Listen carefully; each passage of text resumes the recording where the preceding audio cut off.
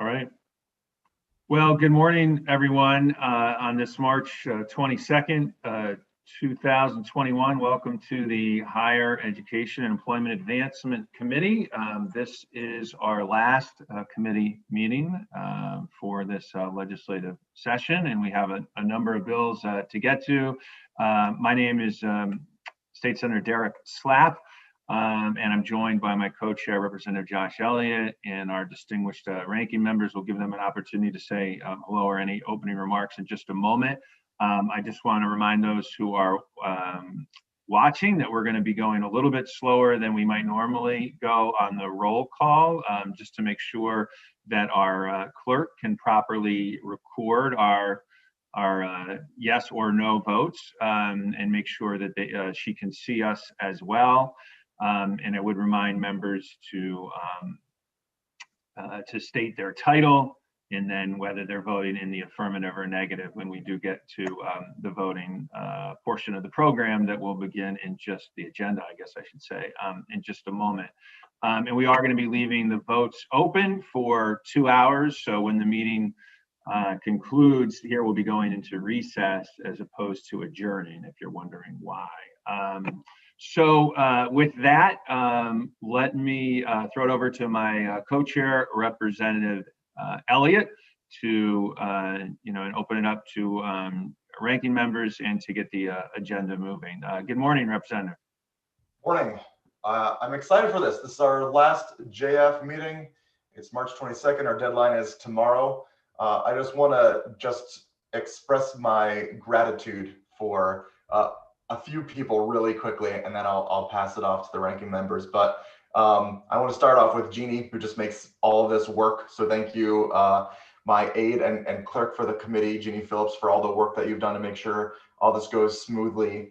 Our LCO attorney, Noreen, who basically is just the brain for this committee. It's just insane how much you retain. So thank you so much, and thank you for allowing me and all of our colleagues to lean on you so much. Thank you so much to Mary Beth and Jesse from OLR, who explains what the heck we're doing here. Since I so often need to be broken down, I really appreciate all the work that you've done. And Janelle from OFA, who ensures that we aren't just dumping insane amounts of costs onto our colleagues down the line. So thank you all so much. Thank you to my co-chair for all the work that you've done over the past couple of weeks, and I look forward to working with you more. And my vice chair, Gary Turco, thank you so much for all the help that you're doing. Looking forward to seeing you take a number of these bills out on the floor. And with that, I pass it off to the ranking members. Well, thank you, Representative Elliott. Thank you to the same wonderful staff that we've all been privileged to work with. Thank you for all your knowledge and hard work on behalf of all of the bills that we're trying to put through. And thank you to the leadership of the committee. I think we've done a great job working together, and I look forward to working together more. And I look forward to getting through today's agenda. Oh, Senator Wickhouse, before you go, thank you to my ranking members as well. That should be like the first thing out the gate. You have made this process so much easier than I expected it to be. Given that I'm a first-time chair, I have no idea what I'm doing. You two were a pleasure to work with the entire way through. I look forward to working with you over the next 5 weeks onto the rest of the session and next year as well. So thank you for reminding me. Thank you both so much. All right, Senator, on to you. Thank you, Josh. And I'll echo the concerns and comments about the nonpartisan staff. Fantastic. It took me 2 years to get back to higher ed, and you made it seem seamless with all your help moving forward on a lot of really complex bills. Thank you, Irene, for being my partner on education for the Republican side. And to the two chairs, number one, Josh, thank you for your leadership. I think that we've grown all of us together throughout this process from so many different topics. And Derek, for stepping in as a pinch hitter when Will left to go over to transportation. You picked up right right where he left off. And I will say to the committee members, we're doing a lot of good things in this committee this year. And, I would say 99% of the stuff that we're doing is going to have a huge impact on the future of the workforce here in the state of Connecticut. And that's what we're elected to do. And it's not a partisan issue. You heard from the chairs and the ranking members, we get along, we work together, and all of us together on this committee are going to do good things. We are doing good things, and we're going to see it, and we're going to cross the finish line with a lot of good bills that we hope to pass forward. So I just want to thank everybody on this call today, and look forward to moving on our agenda. Thank you, Mr. Chairman. Mr. Chair, if I could jump in just real quick, I was going to say my thank yous till the end, but if I could, I promise I'll be very brief. But did want to thank everybody as well. It's never easy coming in, in the middle of session here, and as Senator Whitcoast mentioned, coming in higher ed, which is a subject and an issue that is really dear to me, and I think, as Senator Whitcoast said, is so important to the future of the state. So I appreciate everybody's patience, and really look forward to continuing our work together over the rest of this legislative session, and then certainly going forward. And the staff, we couldn't do it without you, and your professionalism is, for those who are watching at home and who are, citizens of the state, I think you should feel very proud of the staff, and the nonpartisan staff, included, of course, that really just wants to help pass good policy and move the state forward. So I'll wrap it up there, but again, grateful for everybody's partnership and friendship. And Representative Elliott, the floor is yours. Great, let's get this started. So we are moving on to Roman numeral number 3. These are our bills for review. We have 22 bills here. Just as a quick overview, we're going to have 14 bills on consent. We are going to get out 4 placeholders. We're going to take off number 16. And there's no motions yet. I'm just explaining to everybody how this is going to go, because we have a lot here. There's going to be 2 placeholders for the House, 2 placeholders for the Senate. And with that, let's get started. So do we have a motion for House Bill number 6235? This is Roman numeral 3, number 1, an act establishing the Learn Here, Heal Here program. And we are looking to get a motion to JFS to the floor. Haynes. Representative Wood. Oh, go ahead, Irene. So moved, Haynes. Representative Haynes. Second. Barry. Representative Wood seconds. Seconded by Representative Wood. And do we have any discussion? Good bill, ought to pass. Mr. Chairman, without reservation or opposition, I'd like to establish a consent calendar and move item number 1, JFS, to the consent calendar. And Second, Haynes. so we have a motion by Senator Whitcoast to move House Bill number 6235 to the consent calendar. We have a second by Representative Haynes. Do we have any opposition? Seeing none, House Bill number 6235 is now moved to the consent calendar. Moving on to Roman numeral 3, number 2, House Bill number 6375. This is an act concerning the unfunded pension liability portion of the fringe benefit cost for employees of the constituent units of the state system of higher education. We're looking for a motion to JFS to the floor. Do we have one? Senator Slapp, so moved. Senator Slapp moves. I'll second. Representative Haddad seconds. Do we have any discussion? Mr. Chairman, for purposes of discussion, this is a bill that we all support, and we're going to ask that it be moved to the consent calendar. But I did want to make note to the universities and the colleges that will reap the benefit of this bill should it become law, in that they will have the full use of their block grant program for their utilization. They won't have to have the extra fringe benefit coming out of that. But I'm hoping that with those increased dollars, that those monies go directly to students, whether it's maintaining a flat or a minimal increase in tuition or other services that go directly to the students. And I think that's the main purpose why on the Republican side, we're supporting this bill today. So if nobody else has any other comments, I'd ask that this item be placed on the consent calendar. Do we have any? Haynes, second. we have a motion to place item number 2, House Bill 6375, onto the consent calendar by Senator Whitcomb. It is seconded by Representative Haynes. Do we have any objection? Seeing no objection, House Bill 6375 will be placed on the consent calendar. Moving on to item number 3, House Bill 6236. This is an act exempting certain information concerning concrete foundations from public disclosure. Under the Freedom of Information Act, we are looking for a motion to JF this to the floor. Do we have one? Haynes, Representative Haynes so moves. moved. Representative Wood seconds. Representative Wood seconds. Do we have any discussion?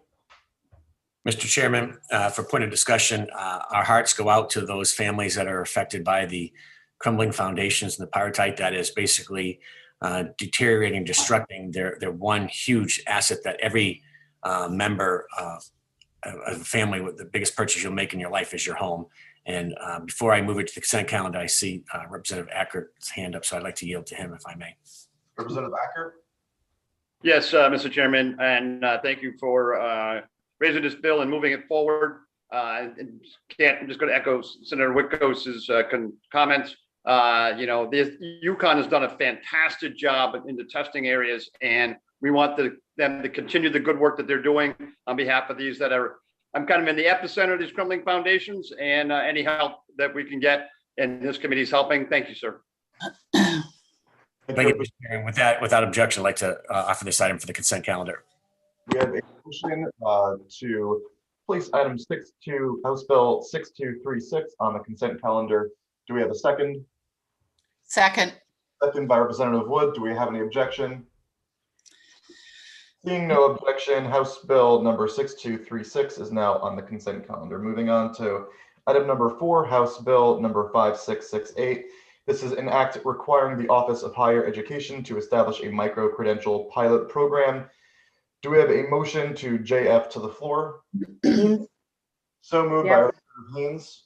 Do we have a second? Seconded by Representative Wood. Second by Representative Wood. Do we have any discussion?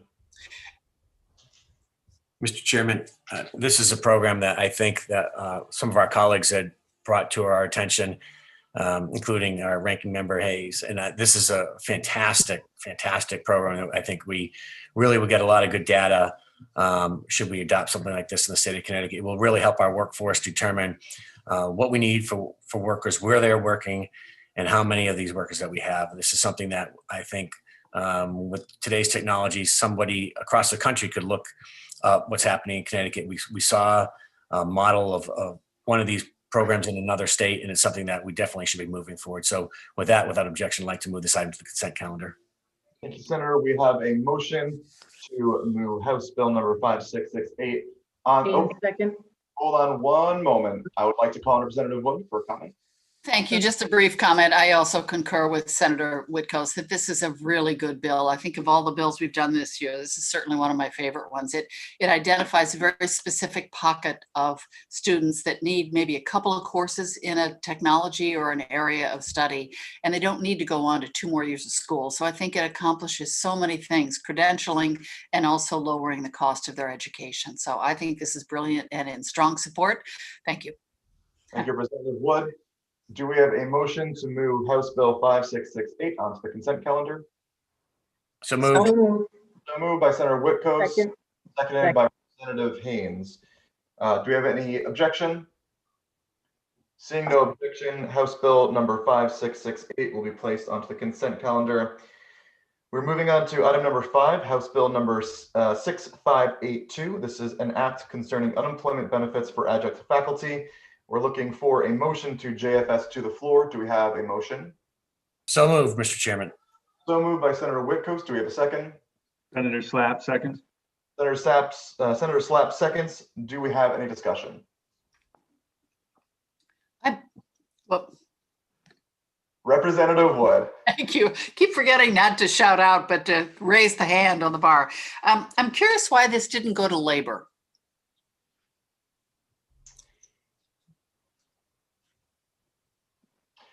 I just don't think it had come up in discussion before today, honestly. Okay. All right. Thank you. Yeah. Just curious. It's a good question. Any other discussion? I think, Mr. Chairman, we're going to require a vote on this one. Absolutely not a problem. So let's go to a vote then, seeing no further discussion. Clerk, prepare the roll. Is that the terminology? And just make sure, everybody, that you have your cameras on and that you are unmuted. Representative Elliott, Representative Elliott votes yes. Senator Slapp. Senator Slapp votes yes. Could you say that one more time? You didn't come up on my screen. Sure. Senator Slapp votes yes. Thank you. Representative Haynes, Representative Haynes votes yes. Senator Whitgos, Senator Whitcomb votes yes. Representative Turco, Senator Flexer, Representative Acker, Representative Acker votes yes, but we'll probably revisit that on the floor. Thank you. thank you. Actually, Madam Clerk, can I interrupt you? I think, and Co-Chair, correct me if I'm wrong, we'd had a discussion that we are going to amend the language to go from 5 years to 10 years. Was that on this bill? No. I hate to start us over, but I don't have that written down in my notes right here. I just want to make sure that we're doing this right. It was not. It was, I believe it was 6231 that we were changing the time period. 6231. Okay, thank you. All right, Clerk, go right ahead. Sorry about that. Now that I'm breathing again. My fault. Representative Case, Representative Case, No. could you say it again? You didn't come up. Oh, there you are. So would you say it again? No. Thank you. Representative Exum, Representative Farrar,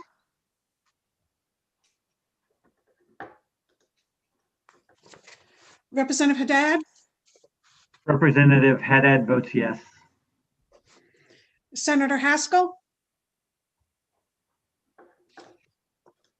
Senator Lopes, Senator Lopes votes yes. Senator Maroney, Senator Maroney votes yes. Representative Napoli,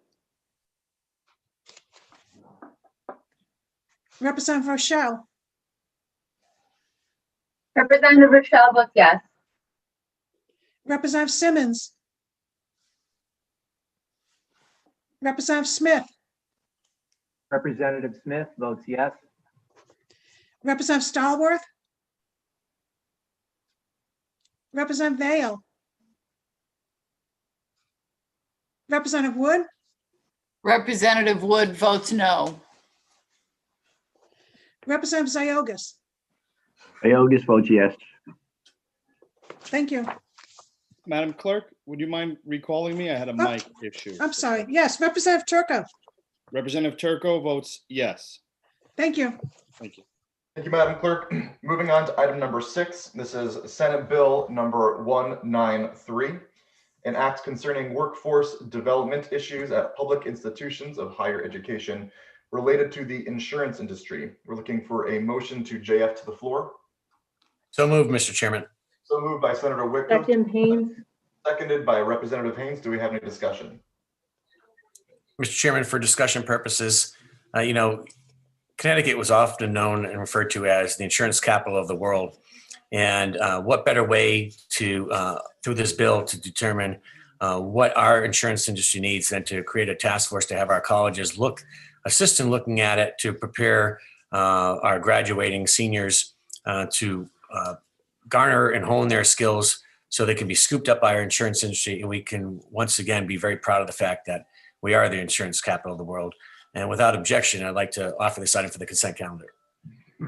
We have a motion by Senator Whitcomb to Second. offer up Senate Bill number 193 to the consent calendar. We have a second from Representative Haynes. Is that correct? Yes. Okay. Do we have any objection? Seeing no objection, we'll move on to item number 7. House Bill number 6231, an act concerning health insurance benefits for part-time faculty employed by the Connecticut State University System. We're looking for a motion to JFS to the floor. do we have a motion? Actually, before anybody makes that motion, if we're making an amendment to this, do we do the amendment first, or do we make a motion for the underlying bill first? You need to make the motion for the JFS first. So we're looking at the substitute. So do we have a motion to JFS to the floor, House Bill number 6231? Senator Slapp, so moved. So moved by Senator Slapp, seconded by Representative Turco. by Representative Turco. Do we have any discussion? You want to do your amendment and then we can discuss after the amendment. So one thing we'd like to do with this, after having talked with Janelle from OFA, is that with the 90 credit limit or base, I should say, over the course of 5 years, basically nobody hits that. So this bill would have no fiscal cost because it actually wouldn't help anybody. The proponent of the bill had been asking that we extend this to be the lifetime. So if you had at any point in time reach 90 credits, that you would be eligible.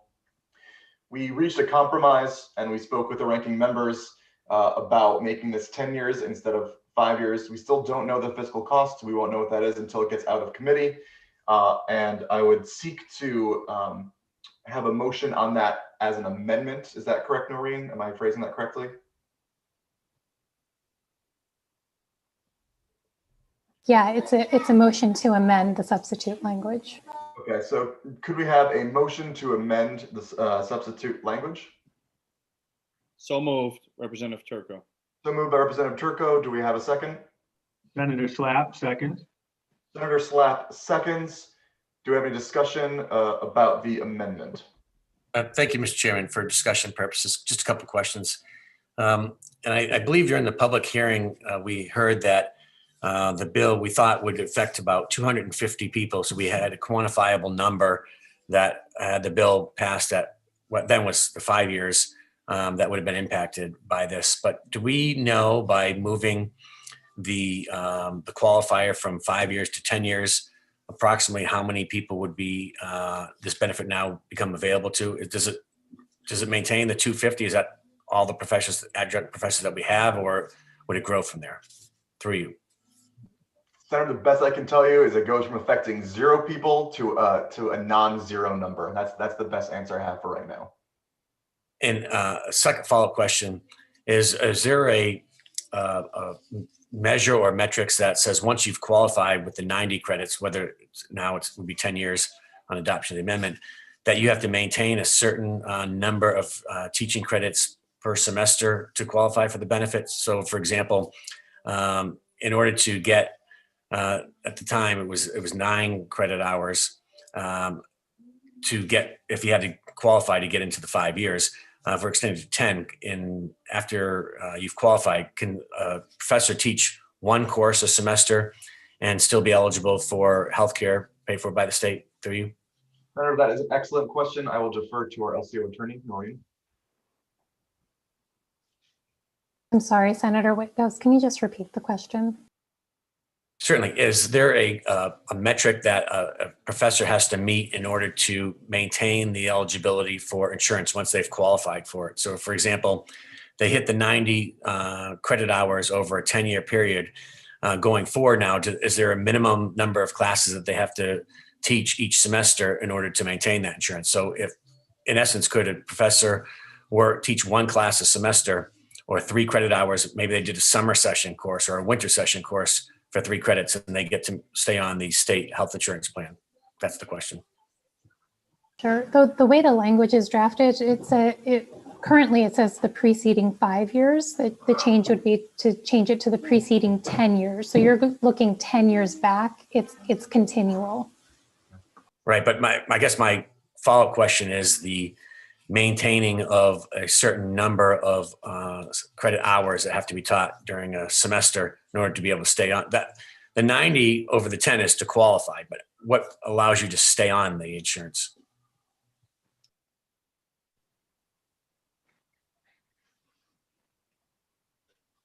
In this language, it's changing it so that it would be 90 over 10 years rather than the 9 credits every semester.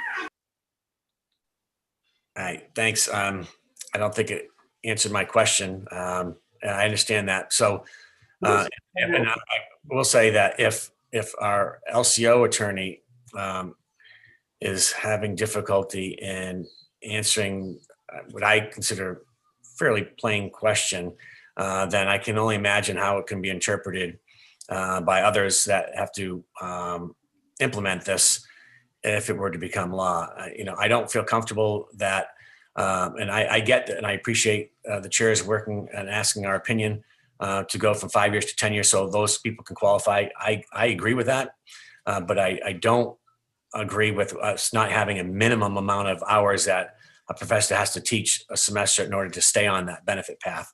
And I gave the example of, you could teach a summer session class, which is only 1 month long, for 3 months, for 3 credit hours, and you could stay on a state health plan for a year. And we already know the escalating costs of our healthcare costs and our other post-employment benefits and all those things and our outstanding liabilities. This is going to be, I think it's going to be a huge fiscal note.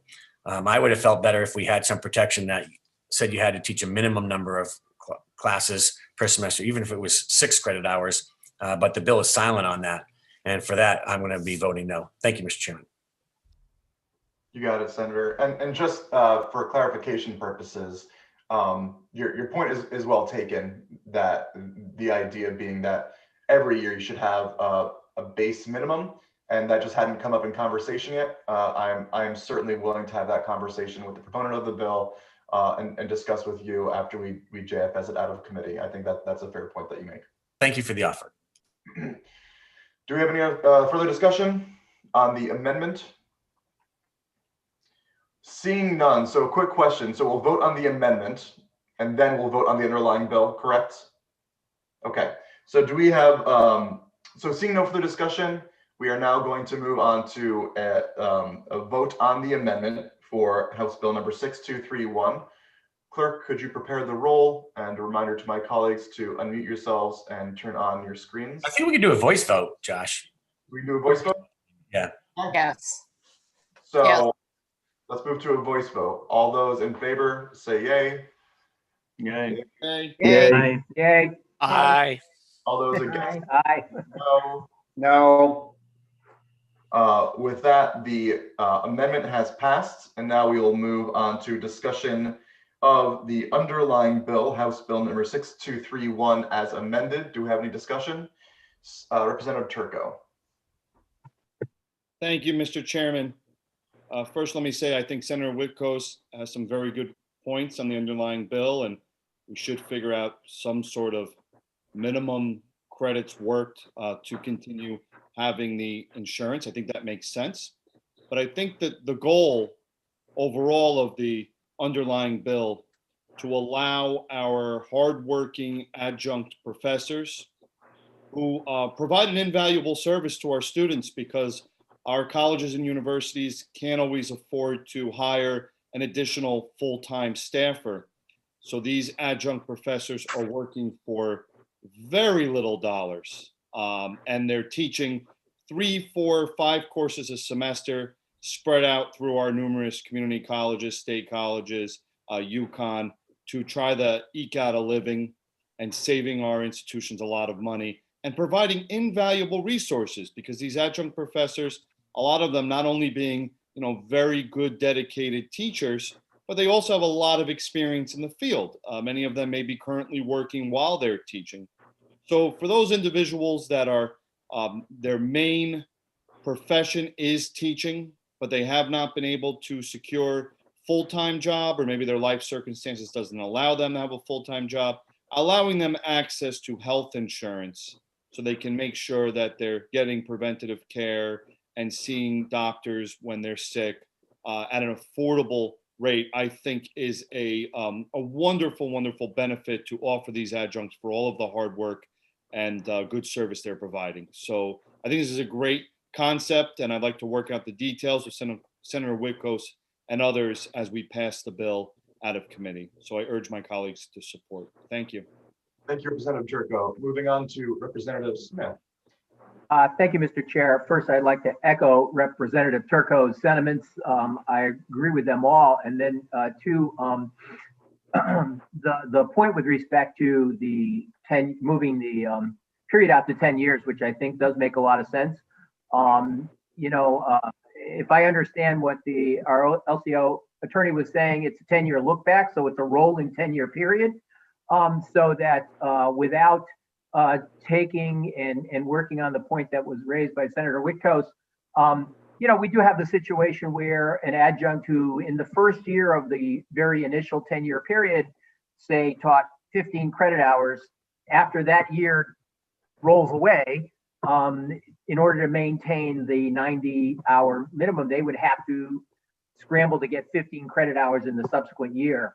Whereas it seems to me the original bill contemplated go forward of a 9 credit hours, which was spreading the period out to 10 years, still averages 9 credit hours per year. So when you do have those conversations with the proponent of the bill, it would be my suggestion that we keep that 9 credit hour number as the average, because over the course of time, it maintains what was the original qualifying average as anyway.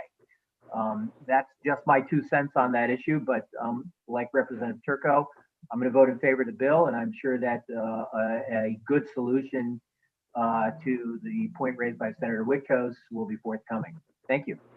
Thank you, Representative. Looking for further discussion. Seeing none, we will now have a roll call vote. Clerk, if you could prepare yourself, and colleagues, if you wouldn't mind unmuting and putting your camera on, and let's go to roll call. Representative Elliott, Representative Elliott votes yes. Senator Slapp, Senator Slapp, yes. Representative Haynes, Representative Haynes votes yes, but with condition that we continue working on this bill to make sure it's perfectly clear. Senator Witkos, Madam Clerk. I know. Thank you. I'm here for you. Her Majesty. Madam Clerk, I'm going to be registering with a no vote, but I certainly will take Representative Elliott's offer to work on this bill, and if we can get to a place that I can support it, I will on the floor. Thank you. Representative Turco, Representative Turco votes yes. Senator Flexer, Representative Ackert, Representative Ackert votes no. Representative Case, Representative Case votes no. Representative Exum, Representative Farrar,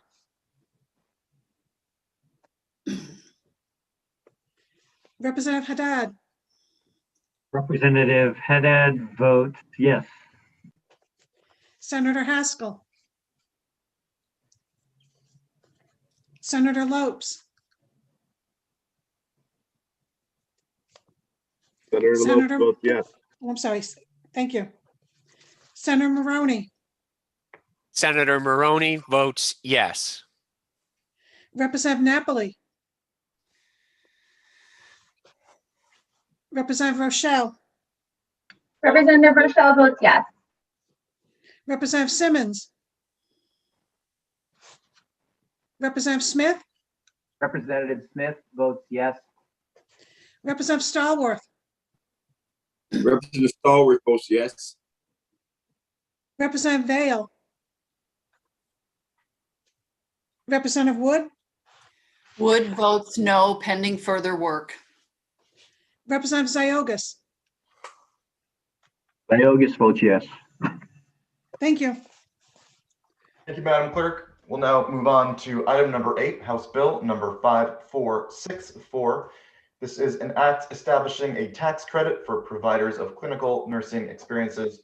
We're looking for a motion to JFS to the floor. Do we have one? Mr. Chair, I make a motion. Haddad. So moved by Representative Haddad. Seconded by Representative Wood. We have a second by Representative Wood, a battle for the second. No, I give it to Representative Haynes. Either one. Do we have any discussion? Yes.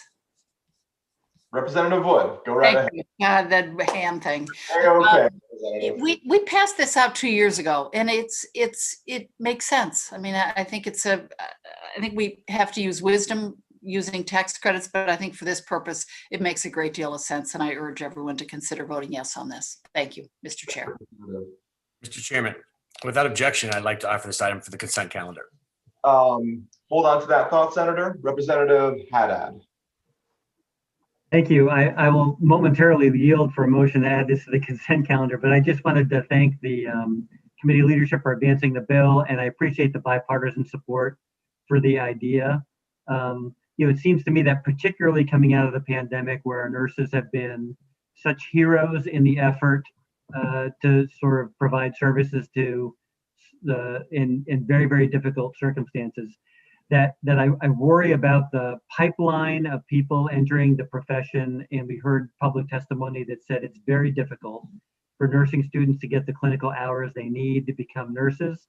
And so this just rewards in a small way that people actually do that work and take a nursing student under their wing to sort of make sure that they get the clinical hours they need to complete their education, and then to assume their own role as a nurse, hopefully also serving as a preceptor in the future. And so I think it makes sense, and it preserves a pipeline of skilled talent that we really need now more than ever. Thank you, Mr. Chair.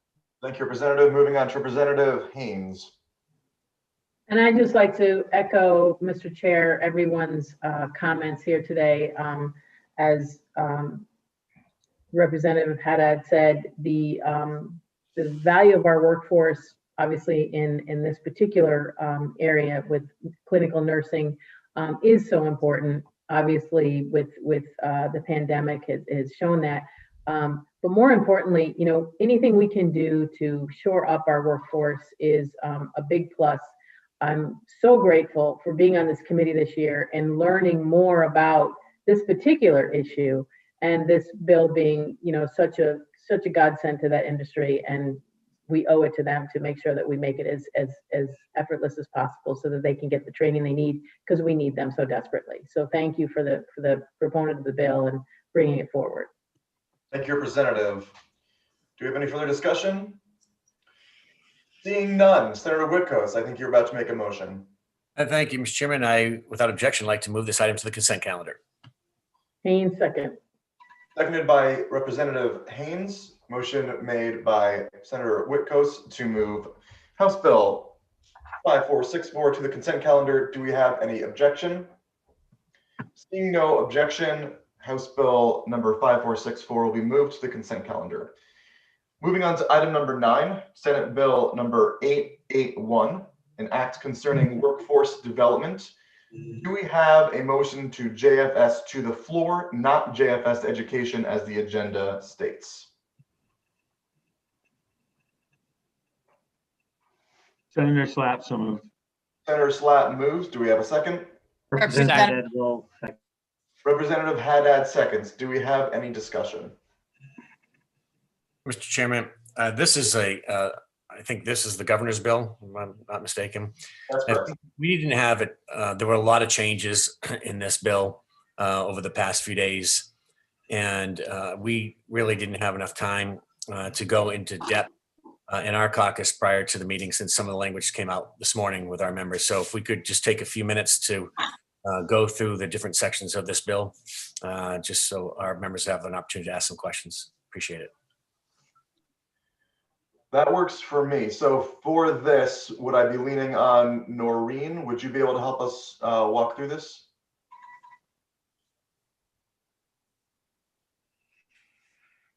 Sure, yeah, we can go through it.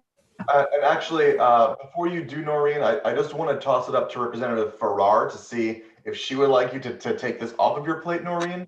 Representative Farrar, if you're there, I do want to offer, because I know that you put a lot of work into this bill as well, if you'd like to run through this, or if you'd like Noreen to. Representative Farrar may be on another committee meeting.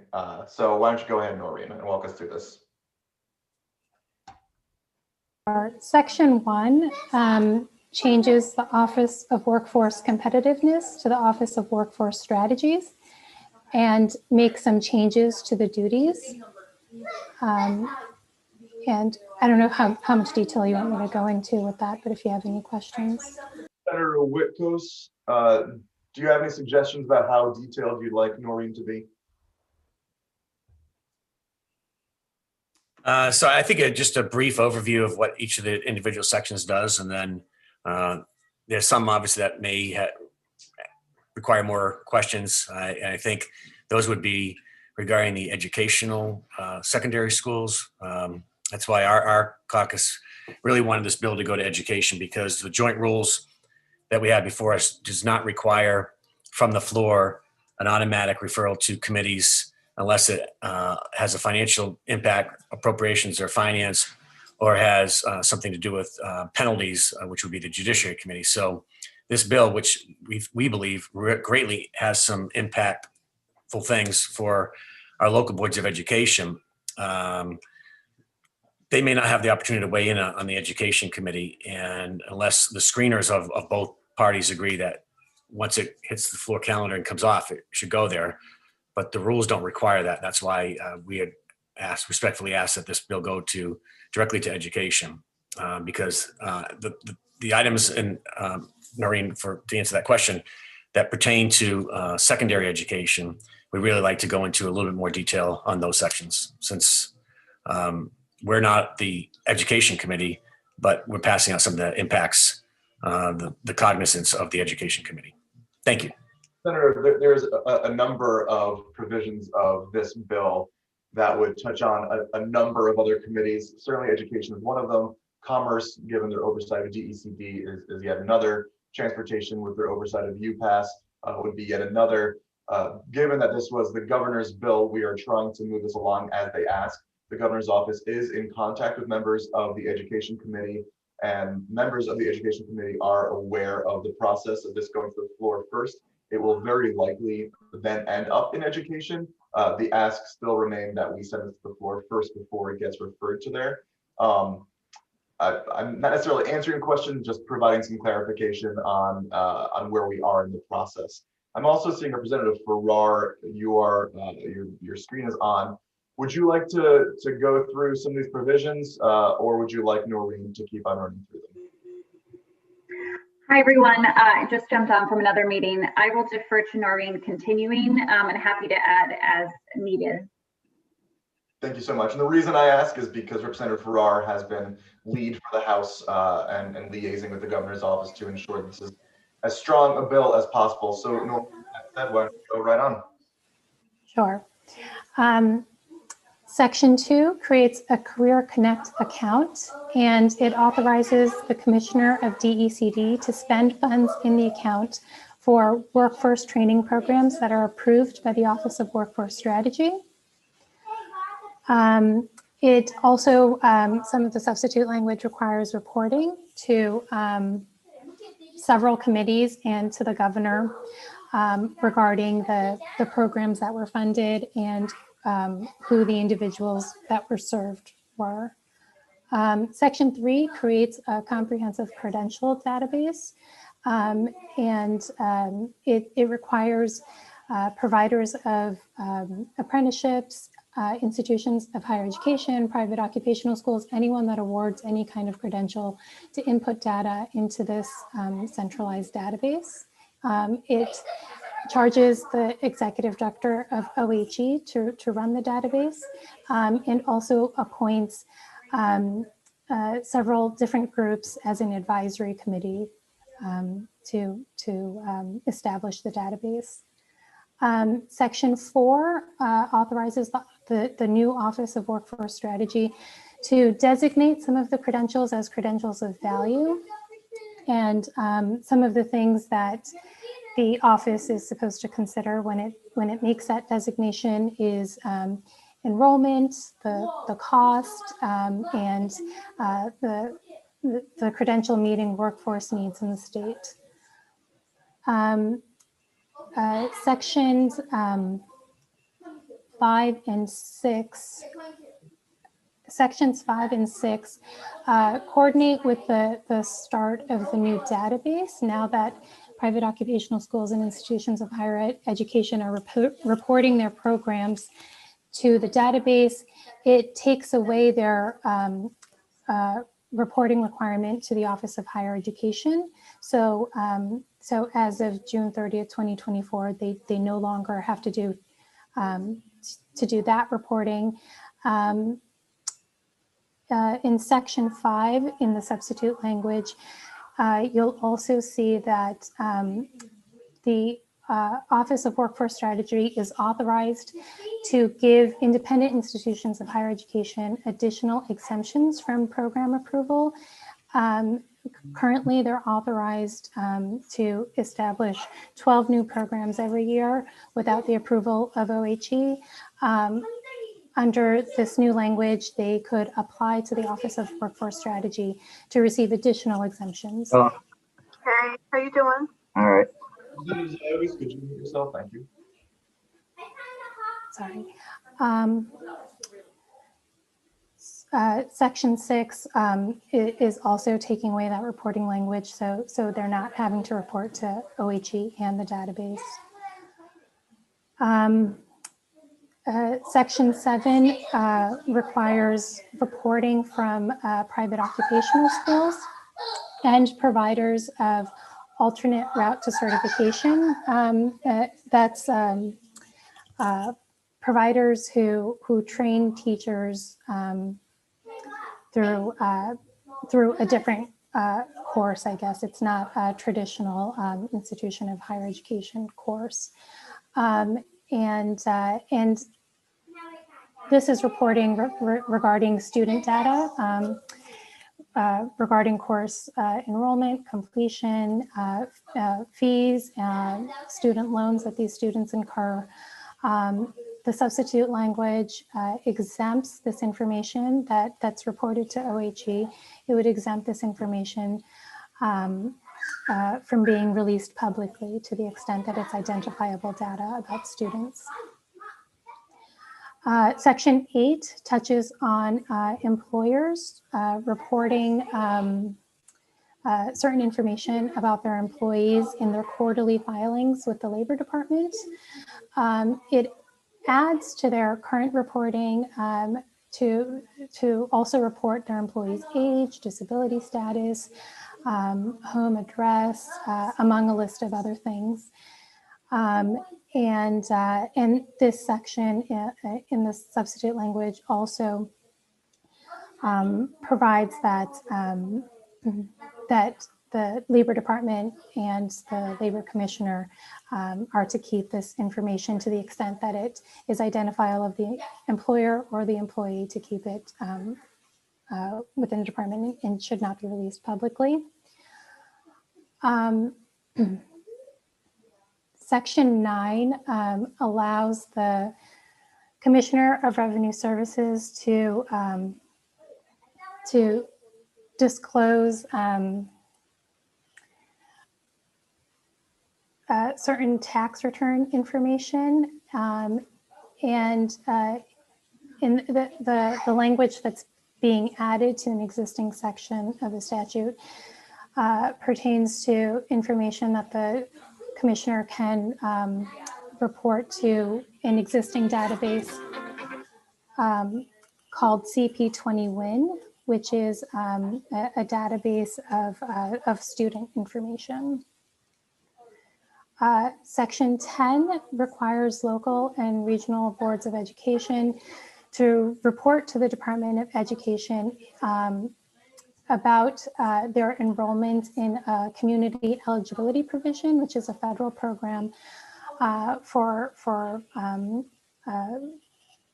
under the National Lunch Program for regional and local boards to get reimbursed. It's a reimbursement program for lunch costs, and the language requires the boards to report to the Department of Ed if their schools qualify for the program, but they're opting not to participate in the federal program. Section 11 adds language to existing provisions regarding districts having to create student success plans for students once they're in 6th grade. And this requires student success plans to include certain industries identified by the Office of Workforce Strategy as high demand industries. And it requires these plans to be made electronic so that they can be submitted to the Department of Education. And Section 12 adds to the high school graduation requirements, and it just adds that within the STEM credits, that those credits should include computer science.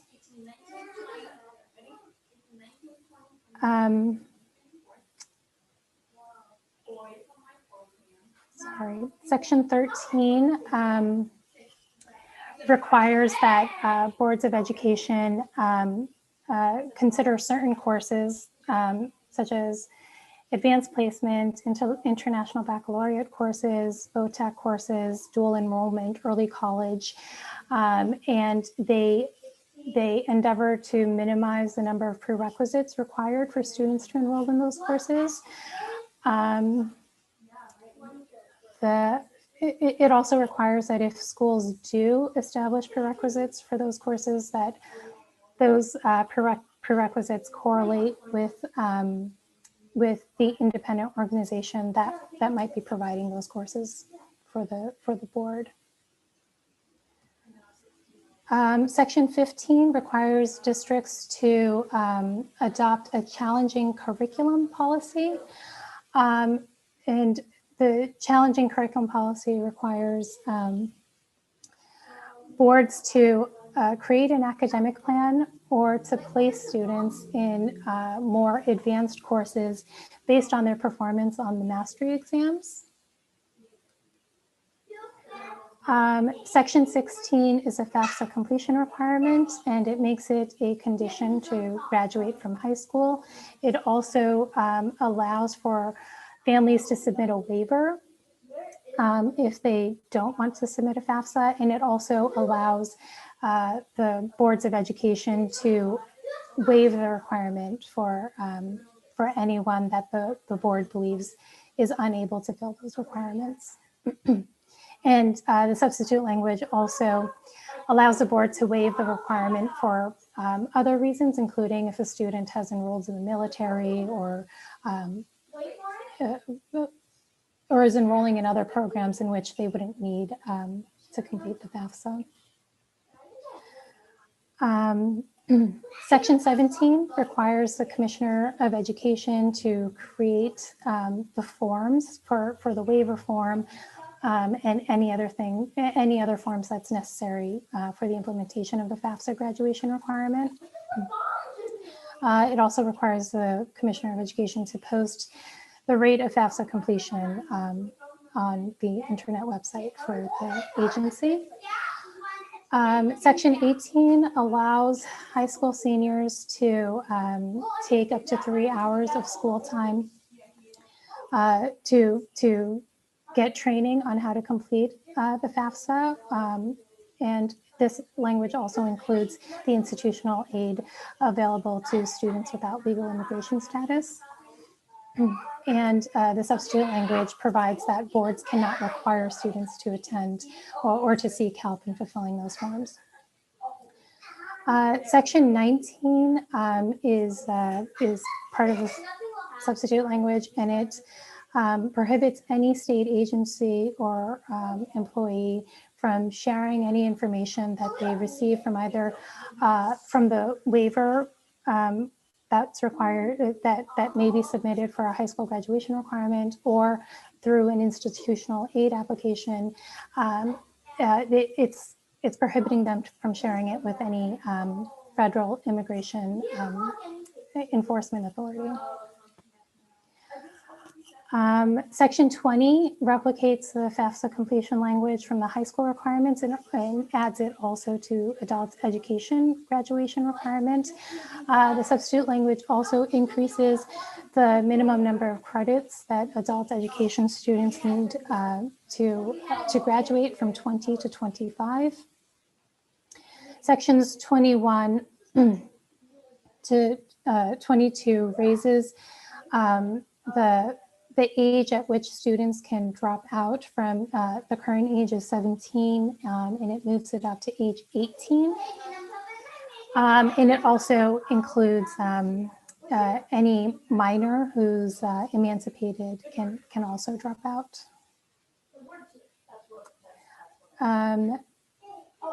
Some of the substitute language in this also raises the minimum age at which a student can get permission to take the GED from 16 to 17. Section 23 requires the Commissioner of Education to report to the Office of Workforce Strategy, the Education Committee, the Office of Policy and Management, on a few different things. One is to increase the FAFSA completion among among students in the Alliance districts, to increase recommendations on programs to increase students and family awareness of college costs and the availability of Pell Grants. And among other things, it also lists the substitute language adds to the recommendations that the commissioner look at the feasibility of establishing an early graduation program and a standardized exit survey for high school seniors. Section 24 requires local boards of ed to adopt a weighting, or it doesn't, I'm sorry, it requires them to adopt a grading policy, and it requires them to notify parents if grades for certain courses are weighted more heavily. Those courses include the honors classes, advanced placement classes, international baccalaureate, dual enrollment, dual credit, early college. The Section 25 establishes the automatic admissions program that requires the Board of Regents to establish the program, and it requires the Board of Regents to set a minimum class rank percentile. That if a high school student who graduates with that percentile could be admitted to any of the CSUs. It also allows the UConn or any of the independent institutions to opt in to participating in the automatic admissions program. It allows each school to establish a minimum GPA in addition to the minimum class rank established by the Board of Regents. But that GPA must be calculated using a standardized method that the Board of Regents is supposed to establish.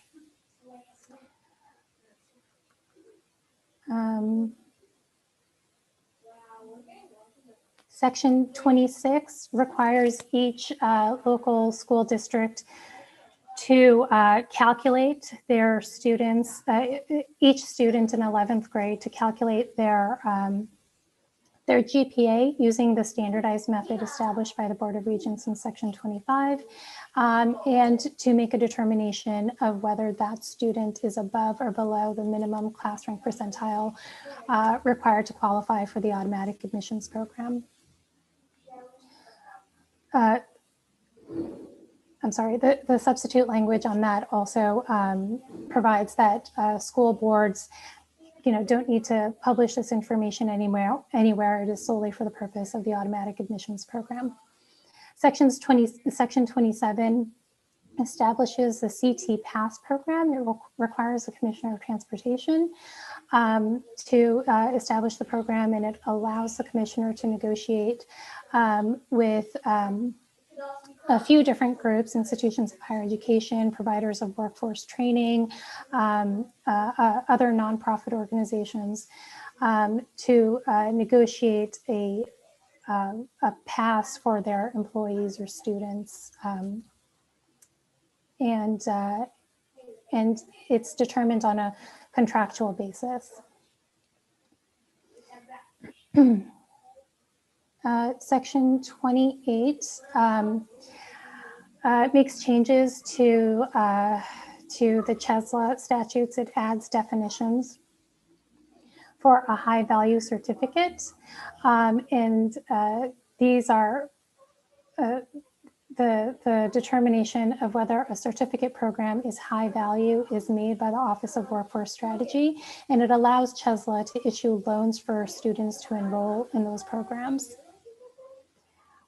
Section 29 creates an account for CHESLA, and that account is to contain the funds that CHESLA would need to issue authority loans for the high value certificate students, and also to cover any losses CHESLA might incur in issuing those loans.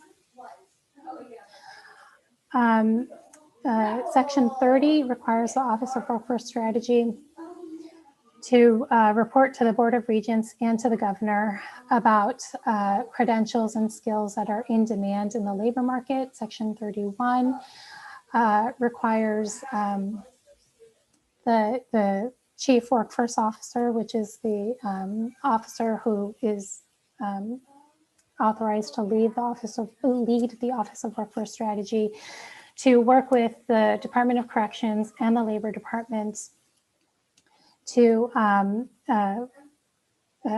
identify the needs of incarcerated students and what workforce training and credential attainment needs exist in that population. Section 32 adds to the list of exemptions from FOIA. It adds that any admissions application to a private occupational school, an institution of higher education, any financial aid information held by those schools or held by any state agency is exempt from FOIA. It also includes that employee information we discussed in Section 8 as exempt from FOIA, and also adds any information or records from the Fafsa graduation requirements or from the institutional aid applications for undocumented students, any of those records or information would be exempt from FOIA. Sections 33 to 66 are conforming changes, and those had to be made with changing the name of the Office of Workforce Competitiveness to the Office of Workforce Strategy, and also changing the Connecticut Employment and Training Commission to the Governor's Workforce Council. The last two sections are repealer sections, and those were reporting requirements that may no longer be necessary if those schools are now reporting into the centralized database for their programs. Noreen, I missed a bit. Could you start all the way from the beginning and run why don't we pass it off to you? Thank you. And Noreen, I just want to say thank you for that in-depth analysis for some of my members, at least, to hear directly what the bill does. You know, this bill does a lot. And I think, as Representative Elliott mentioned at the beginning, it touches a lot of different committees. And I feel comfortable from a member of the Higher Education Committee that while I would have liked to have the bill gone to directly to education, I understand some of the concerns. And I think once this bill moves out of committee, which I plan on supporting to move out, that we'll hear from other agencies, whether it's Department of Labor, the DOT, education, that we'll have some more input. And I don't think that this bill is going to be in its final form, how it passes out today. It'll give other folks an opportunity to weigh in. But for the purview of this committee, being the Office of Higher Education Workforce Development, I think it met its goal. And I'll be pleased to support with a yes vote today. Thank you, Mr. Chairman. Thank you, Senator. Move on to my co-chair, Senator Slapp, followed by Representative Haddad. If I could, let me defer to Representative Haddad, and I can go towards the end.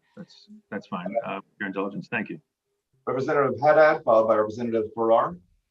Thank you, Mr. Chair. Mr. Chair, I'm ready to support this bill. Yeah, I agree with Senator Whitcomb. There's a lot of moving parts in this bill, and as a result, there's a lot of language. Some of it was new to my eyes today, and I've been sort of reading through it and looking at it. And I will say that there are concerns that I continue to have with the way some of the sections of the bill are drafted. I look forward to having an opportunity to share those concerns with our chair and with other interested stakeholders in this important piece of legislation. Nothing that's going to prevent me from voting no today, because I think there's a lot of heavy lifting being done in this bill, and I trust that that in the end we're all after some of the goals and outcomes that we're all can agree on. Specifically, I will say that I continue to be concerned about the way that the Fafsa completion requirement is drafted in this legislation. I want to be assured that that's not going to be a barrier to people earning their high school diplomas, something that they've at that point have already earned, and that I feel are owed to them. But in this bill, we're creating an additional obstacle or hurdle, and I'm not too sure how well that sort of sits with me, but I understand the goal is to get FAFSA completion done. I think the legislation also contemplates that there'll be some work done about how to achieve outcomes in FAFSA completion. I would prefer that work be done before this bill passes or before we set it up as a high school requirement, because I think it's easy for us to say that everybody should complete a FAFSA, but for many folks, it's a very difficult form to understand and to complete. And I want to make sure that there's assistance to families that need it, so that even if they want to complete the FAFSA, that they can do it more easily and more thoroughly. But ultimately, I think that this is a good piece of legislation. I look forward to seeing it continue to evolve and supporting it on the floor of the House. Thank you, Mr. Chair. Thank you, Representative Haddad. We'll move on now to Representative Farrar, followed by Representative Turco. Thank you, Chairman, and I love the dog echo. I love it. Just kind of highlighting, as Representative Haddad shared, I think all of us have been grappling with the enormity of this bill, but I think the enormity of it is with us because as a state, we do have such substantial goals to pursue for our workforce development in our state. And we know that that doesn't just start when you're in the workforce, but it really does start in our education system and really requires a full agency approach. So from my perspective, I think what I am glad to see with the Office of Workforce Strategy and what we've heard from the Governor's Workforce Council plan is a holistic approach. I think that this bill puts forward a number of aspects that are especially important to how we are making those investments in our workforce training and making sure that those opportunities are really there for a whole range of individuals that might not currently be pursuing our high wage and high growth industries. So I'm very glad to see an approach that is thoughtful about the support services that might be needed for those individuals, especially coming out of this crisis, and how we are accurately capturing the outcomes and data to ensure that we're meeting those goals. I think, as was noted by some of my colleagues, this is a substantial bill, so I have no doubt we will continue to work on it together across the aisle. And I really look forward to ensuring that we see what our future workforce looks like is really a question of how we think about our education system, how we think about childcare, how we think about transportation, and how we're bringing all those pieces to bear. So thank you to the chairman for kind of walking through and Noreen for sharing all of the components but I look forward to the continued dialogue and what we can do as this bill continues. Thank you, Representative Farrar and Representative Haddad, for your continued work on this bill and making sure that it is as good as possible. So thank you both so much. Moving on to Representative Turco, followed by Senator Slapp. Thank you, Mr. Chairman. And I want to thank the governor and his staff for all of their work in putting together this comprehensive workforce development bill. The goals are great, and it's certainly needed to help improve our economy and grow our workforce.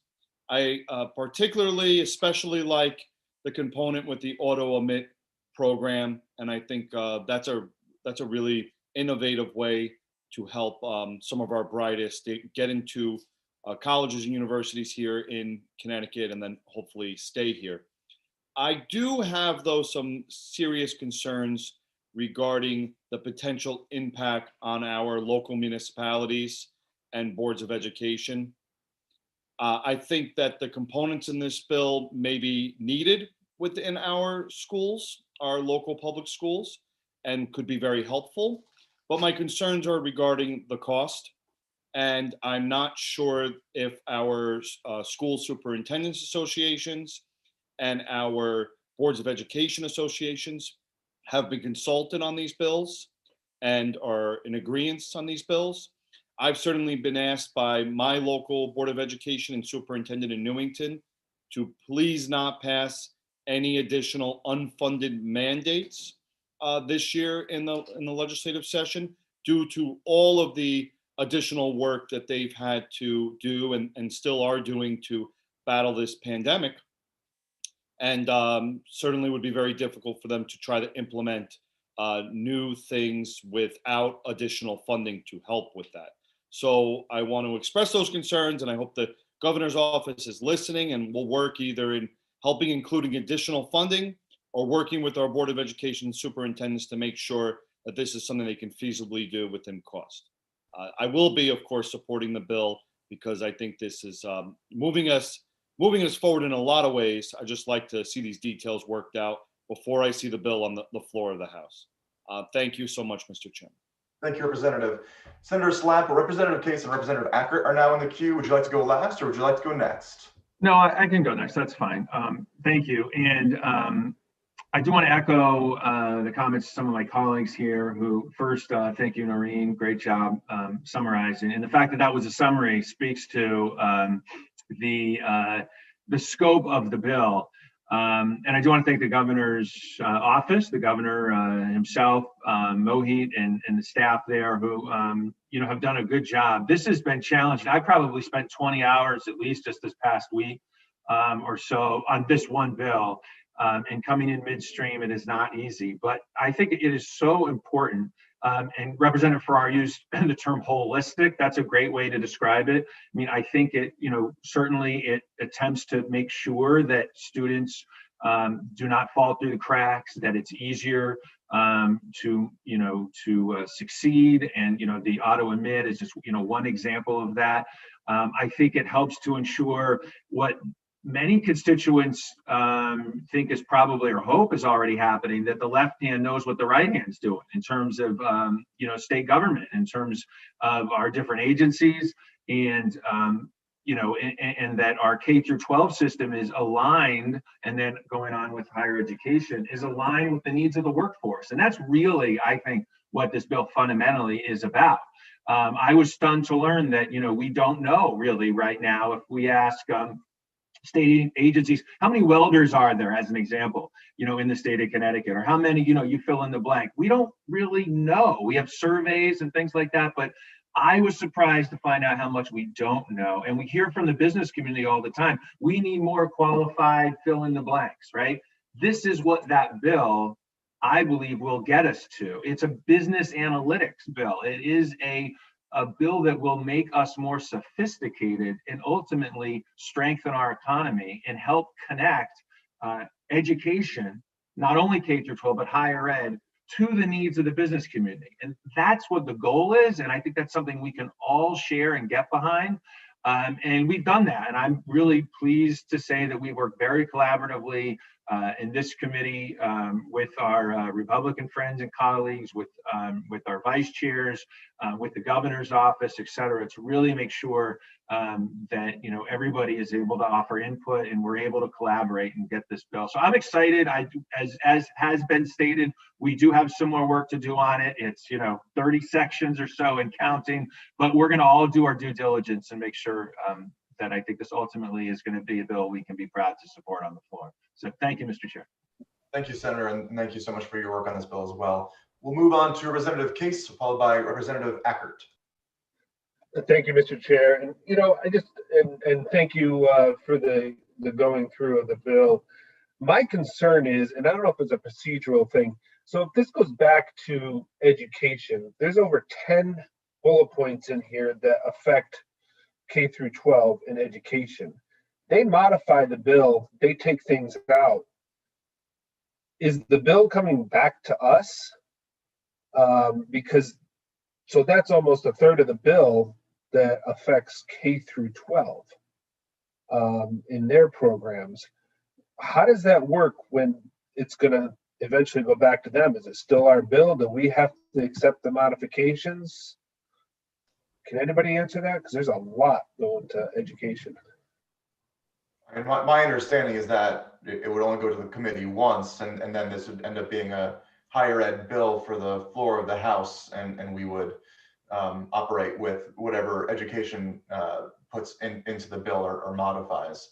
But if they modify the bill, don't we have to have it back to accept the modifications? I don't think so. I think that would happen on the floor of the House. Yeah, we would be, if I could, Mr. Chair, we'll be working, collaboratively with the leadership of this committee to, discuss those changes. That's how it would work, but it wouldn't go back to the committee. Okay. Thank you. Thank you, Representative. Representative Eckert. Thank you, Mr. Chairman. I appreciate the time, as always, to weigh in on this.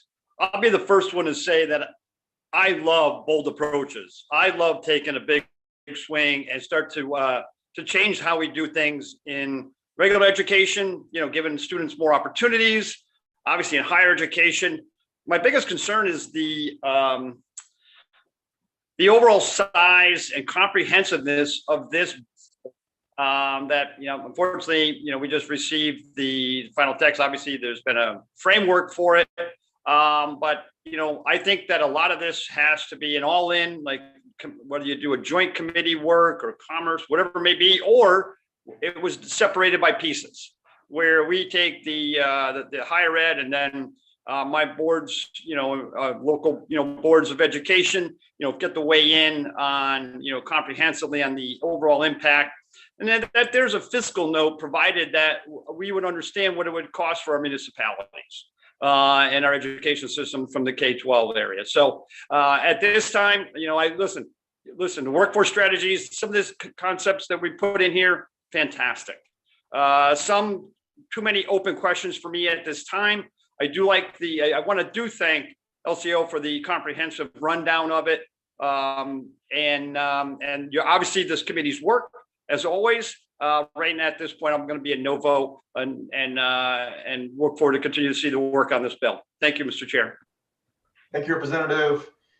Seeing other hands up, I will say, even as of this morning, Mohit from the governor's office came to us with additional language, tightening up the FOIA section. This is going to be a work in progress. There's still a lot to do, still a lot of people that need to weigh in on this bill. And for those who are voting no today, I would simply say reach out to either my co-chair, Representative Farrar, Representative Haddad, who are doing a lot on the substance of this bill. I'm sure they are more than happy to talk with you. And there's going to be a lot of fingerprints if this ends up getting over the finish line. So I thank you for the comments, and seeing no other hands, I'd like to go ahead and get the roll call ready, Madam Clerk. And if everyone could ready themselves by having their screens on and be ready to unmute yourself as well. Let's go to the roll. Representative Elliott? Representative Elliott votes yes. Senator Slapp? Senator Slapp votes yes. Would you say that one more time? You didn't come up on my screen. Sure. Senator Slapp votes yes. Thank you, sir. Thank you. Representative Haynes. Representative Haynes, you're muted. It's not a Zoom meeting without somebody not unmuting. Representative Haynes votes yes on the firm condition that the Education Committee gets to look at their part of this bill. Senator Whitcos. Senator Whitcos votes yes. Representative Turco. Representative Turco votes yes. Senator Flexer. Representative Acker. Representative Acker votes no. Representative Case. Representative Case votes no. Representative Exum. Representative Exum votes yes. Representative Farrar. Representative Farrar votes yes. Representative Haddad. Representative Haddad votes yes. Senator Haskell. Senator Lopes. Senator Lopes votes yes. Senator Maroney. Senator Maroney votes yes. Representative Napoli. Representative Rochelle. Representative Rochelle votes yes. Representative Simmons. Representative Smith. Representative Smith votes yes. Representative Stallworth. Representative Stallworth votes yes. Representative Vale. Representative Wood. Representative Wood votes yes. Representative Ziogas.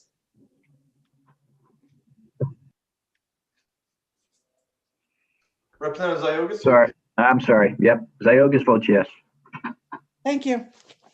Thank you, Madam Clerk. We'll now move on to number 10. This is Senate Bill number 851, an act concerning workforce development. We're looking for a motion to JF to the floor. Do we have one? So moved, Mr. Chairman. So moved by Senator Whitcos. Do we have a second? Seconded by Representative Wood. Seconded by Representative Wood. This is a placeholder bill, but I will open it up for discussion. Seeing no discussion, let's, Madam Clerk, prepare the roll. If everybody could get ready to unmute themselves and have their cameras on, please. Representative Elliott. Representative Elliott votes yes. Senator Slapp. Senator Slapp votes yes. Representative Haynes. Representative Haynes votes yes. Senator Whitcos. Senator Whitcos votes yes. Representative Turco. Representative Turco votes yes. Senator Flexer. Representative Acker. Representative Acker votes no. Representative Case. Representative Case votes no. Representative Exum.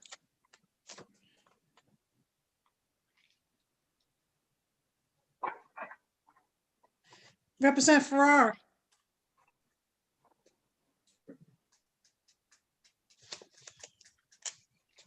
Representative Haddad. Representative Haddad votes yes. Senator Haskell.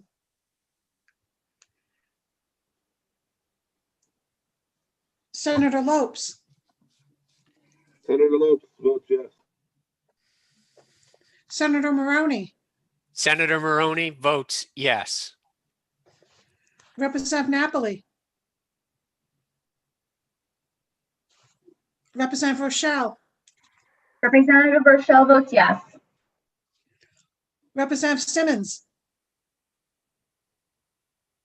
Representative Smith. Representative Smith votes yes. Representative Stallworth. Representative Stallworth votes yes. Representative Vale. Representative Wood.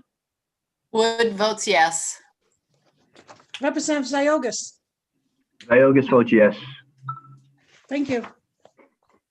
Thank you, Madam Clerk. We'll now move on to item number 11. This is Senate Bill number 933, an act extending tax credits for apprenticeship training programs to affected business entities and to all trades that have registered apprenticeships. Do we have a motion to JF to finance? So move, Mr. Chairman. So moved by Senator Whitcomb. Do we have a second? Seconded by Haynes. Seconded Haynes. by Representative Haynes. Do we have any discussion? Mr. Chairman, in the absence of discussion, I'd like to offer this item for the consent calendar. We have a motion to move Senate Bill number 933 to the consent calendar. Do we have a second? Second Seconded from by- Representative Wood. Seconded by Representative Wood. Do we have any objections? Seeing no objections, we'll now move to item number 12. Item number 12 is House Bill number 5544, an act concerning fee waivers for veterans attending public institutions of higher education. Do we have a motion to JF to the floor? So move, Mr. Chairman. So moved by Senator Whitcoast. Do we have a second? Second. Seconded by Representative Napoli. Do we have any discussion? Mr. Chairman, in the absence of discussion, I'd like to offer this item for the consent calendar. We have a motion by Senator Whitcoast to move House Bill number 5544 to the consent calendar. Do we have a second? Second, Representative Wood. Seconded by Representative Wood. Do we have any objection? Seeing no objection, item number 12, House Bill number 5544 will be moved to the consent calendar. Moving on to item number 13, House Bill number 6400, an act concerning post-secondary education. Do we have a motion to JF to the floor? Senator Slapp, so moved. Second. By Senator Slapp, seconded by Senator Whitcoast. Do we have any discussion? Representative Case, go right ahead. Thank you, Mr. Chair. And I meant to do this when we were on number 10.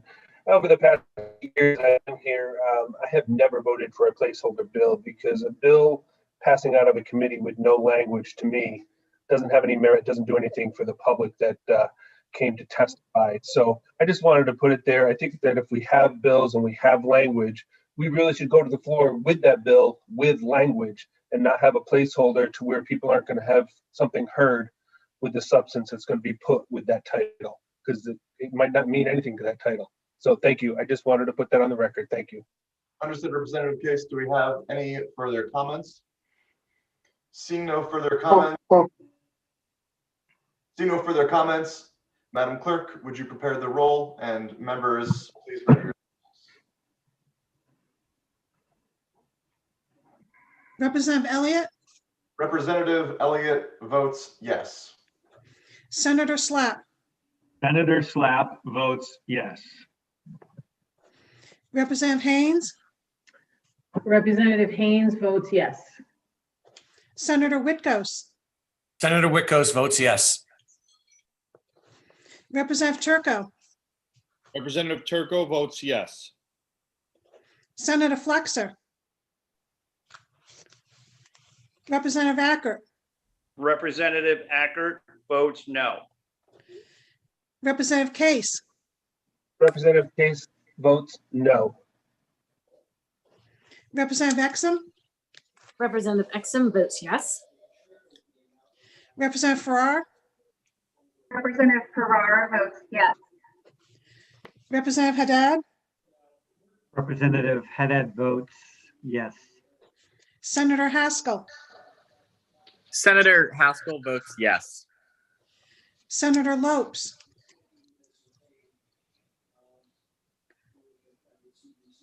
Senator Maroney. Senator Maroney votes yes. Representative Napoli. Representative Napoli votes yes. Representative Rochelle. Representative Rochelle votes yes. Representative Simmons. Rep. Simmons votes yes. Representative Smith.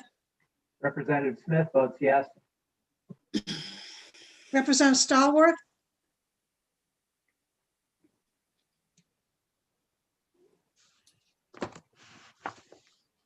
Representative Vale. Representative Wood. Wood votes yes. Representative Ziogas. Ziogas votes yes. Would you say that one more time, please, sir? You didn't come up on my screen. Ziogas votes yes. Thank you. Thank you, Madam Clerk. We'll now move on to item number 14. This is House Bill. Hold on, Representative Elliott. Janie, did you get me? The microphone's not working well. I'm sorry. Senator Lopes, what were you voting? Votes yes. Thank you. Thank you, Senator. Thank you, Madam Clerk. We'll now move on to item number 14. This is House Bill number 6402. This is an act concerning higher education. Do we have a motion to JF to the floor? So move, Mr. Chairman. So moved by Senator Whitcomb. Do we have a second? Senator Slapp, second. Senator Slapp seconds. Do we have any discussion? Seeing none, Madam Clerk, would you prepare the roll, and colleagues, prepare yourself for a vote.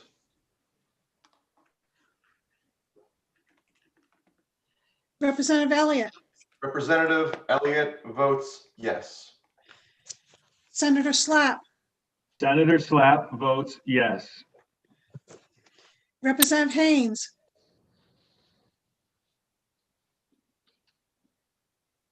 Senator Whitcomb.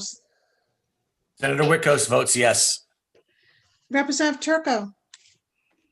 Representative Turco votes yes. Senator Flexer. Representative Acker. Representative Acker votes no. Representative Case. Representative Case votes no. Representative Exum. Representative Exum votes yes. Representative Farrar. Representative Farrar votes yes. Representative Haddad.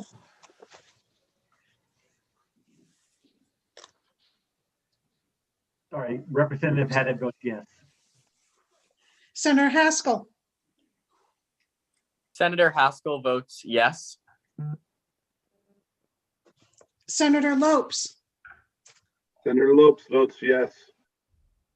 Senator Maroney. Senator Maroney votes yes. Representative Napoli. Representative Napoli votes yes. Representative Rochelle. Representative Rochelle votes yes.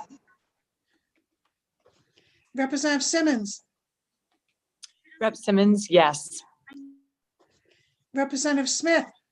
Representative Smith votes yes. Representative Stallworth.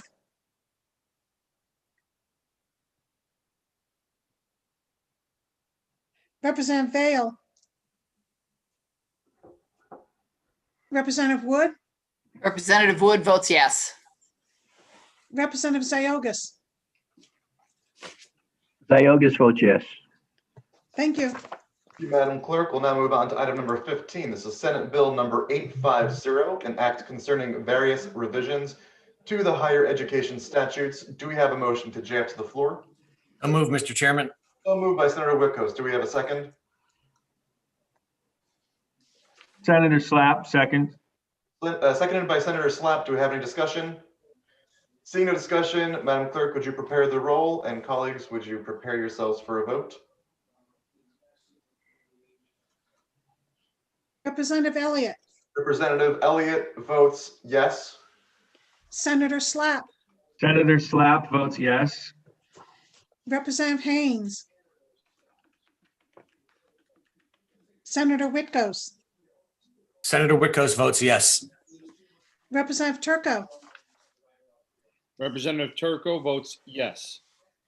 Senator Flexer. Representative Acker. Representative Acker votes no. Representative Case. Representative Case votes no. Representative Exum. Representative Exum votes yes. Representative Farrar.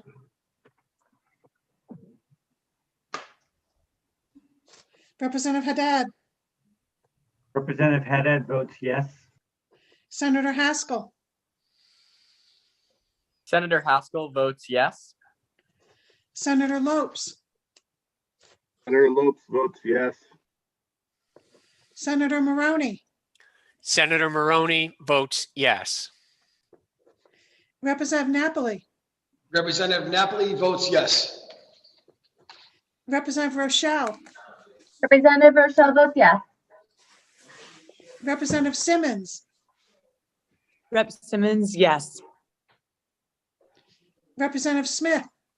Representative Smith votes yes. Would you say that one more time, please, sir? You didn't come up on my screen. Representative Smith votes yes. Thank you, sir. Representative Stallworth,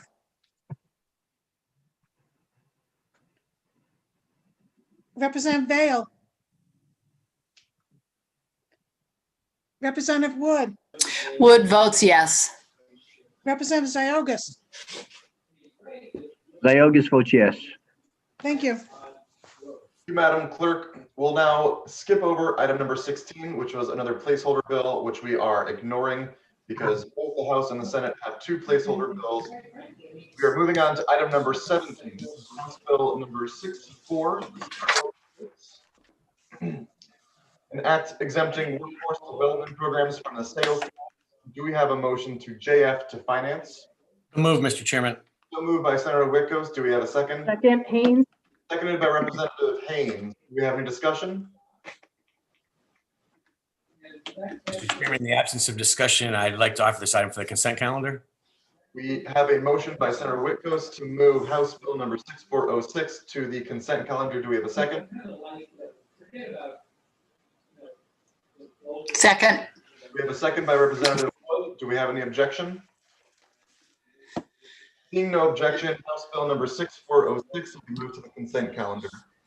Moving on to item number 18. This is House Bill number 6407. Mute for the time being while we run through this. Representative Wood, Representative Ziogas, could you mute? Would that be all right?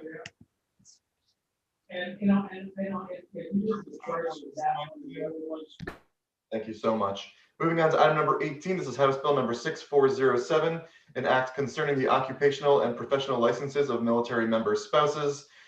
Do we have a motion to JF to general law? Haynes, so moved. So moved by do we have a second? Wood seconds. Seconded by Representative Wood. Do we have any discussion? In the absence of discussion, Mr. Chairman, I offer this item for the consent calendar. We have a motion by Senator Whitcomb to move House Bill number 6407 to the consent calendar. Do we have a second? Second Smith. I heard a few seconds. Could we have a name with a second? Smith, second. Seconded by Representatives. And we have objection. No objection. We will now move House Bill number 6407 to the consent calendar. Mr. Chairman, if I may, could we ask the members to mute themselves unless they're speaking? Picking up a lot of background, it's hard to hear. Thank you, Senator. Moving on to item number 19, House Bill number 5108. This is an act requiring public institutions of higher education to establish a policy regarding freedom of expression on campus. Do we have a motion to JF to the floor? So moved. Haynes. Second. So moved by Representative Haynes. Do we have a second? Whitco seconds. Do you have any discussion on this bill? Mr. Chairman, in absence of discussion, I'd like to offer this item for the consent calendar. Seeing no discussion. Mr. Chair, pardon interrupting. I think that some of our members may want a roll call vote on this bill. Okay. This item will not be up for the consent calendar. We will go for a roll call vote, and we are still open for discussion on House Bill number 5108, an act requiring public institutions of higher education to establish a policy regarding freedom of expression on campus. Thank you, Co-Chair Slapp, for pointing that out. Seeing no hands raised, Madam Clerk, would you prepare the roll? And colleagues, would you prepare yourselves for a vote?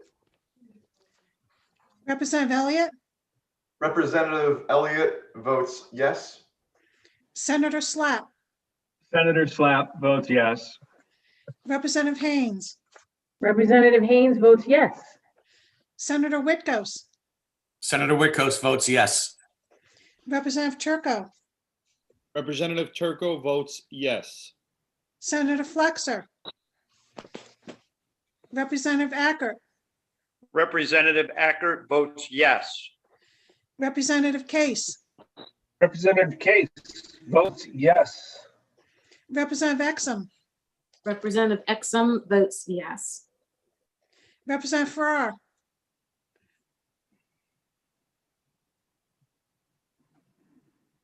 Representative Haddad. Representative Haddad votes yes. Senator Haskell. Senator Lopes. Senator Lopes votes yes. Senator Maroney. Senator Maroney votes yes. Representative Napoli. Representative Napoli votes yes. Representative Rochelle. Representative Rochelle votes yes. Who's running? Representative Simmons. Rep Simmons, yes. Representative Smith. Representative Smith votes yes. Would you say that one more time, sir? You didn't come up on my screen. Representative Smith votes yes. Thank you, sir. Representative Stallworth.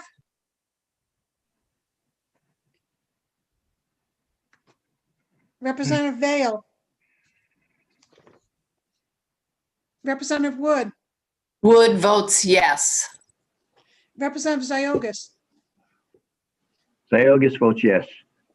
Thank you.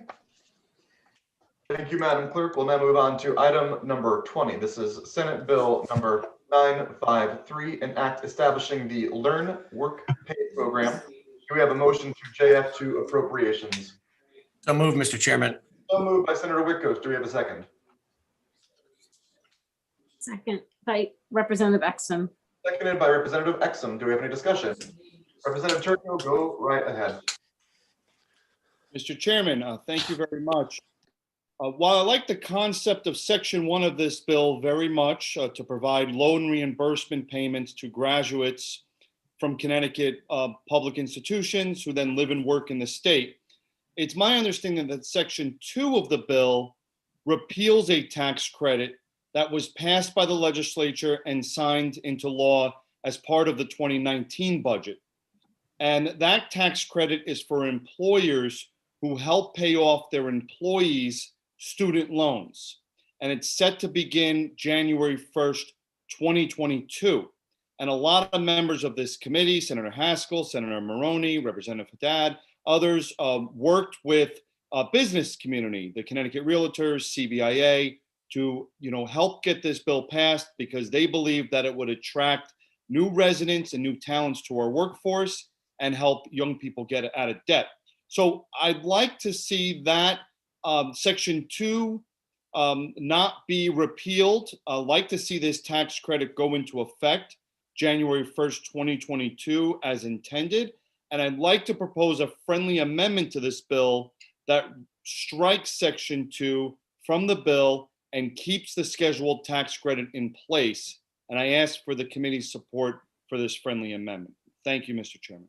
We have a friendly amendment motion made by Representative Turco. Do we have a second? Second, Representative Smith. Seconded by Representative Smith. Do we have any discussion on the amendment? We see Senator Whitcoast has his hand up, followed by Senator Maroney. Thank you, Mr. Chairman. And I'd like to thank the Vice Chair for bringing that to my attention. It certainly wasn't the intent of the bill to eliminate this really good program that we all supported in the budget program last year. So I consider it a friendly amendment and it would urge the members to vote yes and then move from there.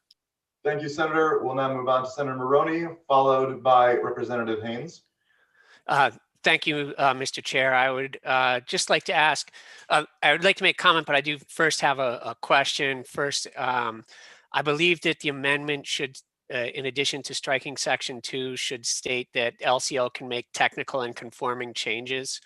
And I don't know how we would, if we can ask our LCO how we could add that to the amendment, if it would be up to Representative Turco to add that there. And then the statement is just to thank Representative Turco and Senator Whitcoast for this bill. I think we know first thank Senator Witkos for the bill, thank Representative Turco for the amendment.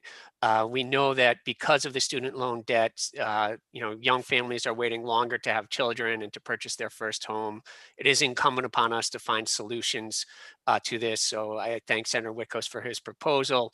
And, I had worked with Senator Haskell, Senator Bergstein, and a number of others on the original bill, SB 72 of the 2019 session, that as part of that allowed for tax credits for companies who pay off up to $5,250 in student debt a year. And the reason we had initially selected that amount was at that time there was pending federal legislation to allow employers to pay off that amount tax-free.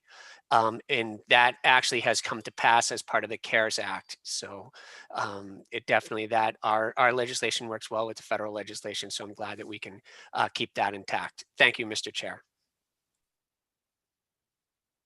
Thank you, Senator. Do we have any further discussion? Representative Turco, go right ahead. Thank you, Mr. Chairman. I just want to revise that amendment to add, make sure it's official that LCO can make technical changes and revisions that are needed. That was a request by LCO. When it's a voice amendment like this, and it may not be properly worded in legal language, that LCO has that ability just to make sure that's done correctly. Thank you, Mr. Chairman. Thank you, Representative. Representative Smith. Just to confirm that I second that modified amendment, sir. Thank you. Representative Smith has seconded that modified amendment. Do you have any further discussion? Seeing none, we will now have a vote on the amendment for Senate Bill number 953. We will have a voice vote for this amendment. So could everybody put their cameras on, unmute themselves? I'll give people a quick moment to get ready. All those in favor, say aye. Aye. Aye. All those against, say nay. Any abstaining? Seeing no votes, no abstaining, the motion passes. We will now move on to the underlying bill as amended. Do we have any further discussion? Seeing no further discussion, we will. Yeah, in absence of any further discussion, I'd like to move this item as amended to the consent calendar. We have a motion by Senator Witkos to move Senate Bill number 953 as amended to the consent calendar. Do we have a second? Haynes, second. Seconded by Representative Haynes. Do we have any objection? Seeing no objection, Senate Bill 953 as amended is moved to the consent calendar. Moving on to item number 21. House Bill number 5467. This is an act establishing a fee-free day at public institutions of higher education. Do we have a motion to JF to the floor? So moved, Haynes. So moved by Representative Haynes. Do we have a second? Senator Slapp seconds. Senator Slapp seconds. Do we have any discussion? Seeing no hands raised. Senator Witkos, do you want to jump in? Yeah, in absence of any further discussion, I'd like to offer this item for the consent calendar. We have a motion by Senator Witkos to move House Bill number 5467 to the consent calendar. Do we have a second? Haynes, second. Seconded by Representative Haynes. Do we have any objection? Seeing no objection, House Bill number 5467 has been moved to the consent calendar. Moving on to item number 22, House Bill number 5468, an act concerning college credits awarded for military training. Do we have a motion to JF to the floor? So moved, Mr. Chairman. So moved by Senator Witkos. Do we have a second? Second, Rep. Exum. Seconded by Representative Exum. Do we have any discussion? Seeing none. Mr. Chairman, barring any absence of discussion, I'd like to offer this item for the consent calendar. Senator Witkos offers item number 22, House Bill number 5468 for the consent calendar. Do we have a second? Haynes, seconds. Seconded by Representative Haynes. Do we have any objection? Seeing no objection, we have now finished with all of our items. Let me just go back quickly over the items that are on the consent calendar for clarification before we go to that vote.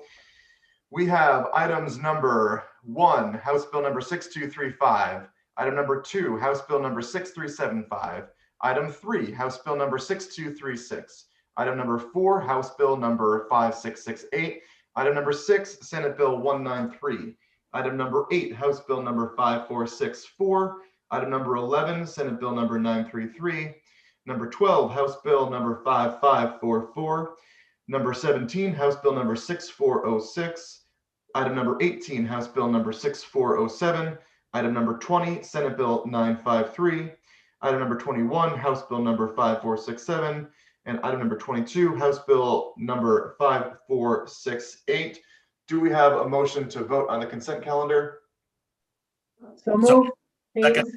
So moved by Representative Haynes. Do we have a second? Whitco seconds. Seconded by Senator Whitcos.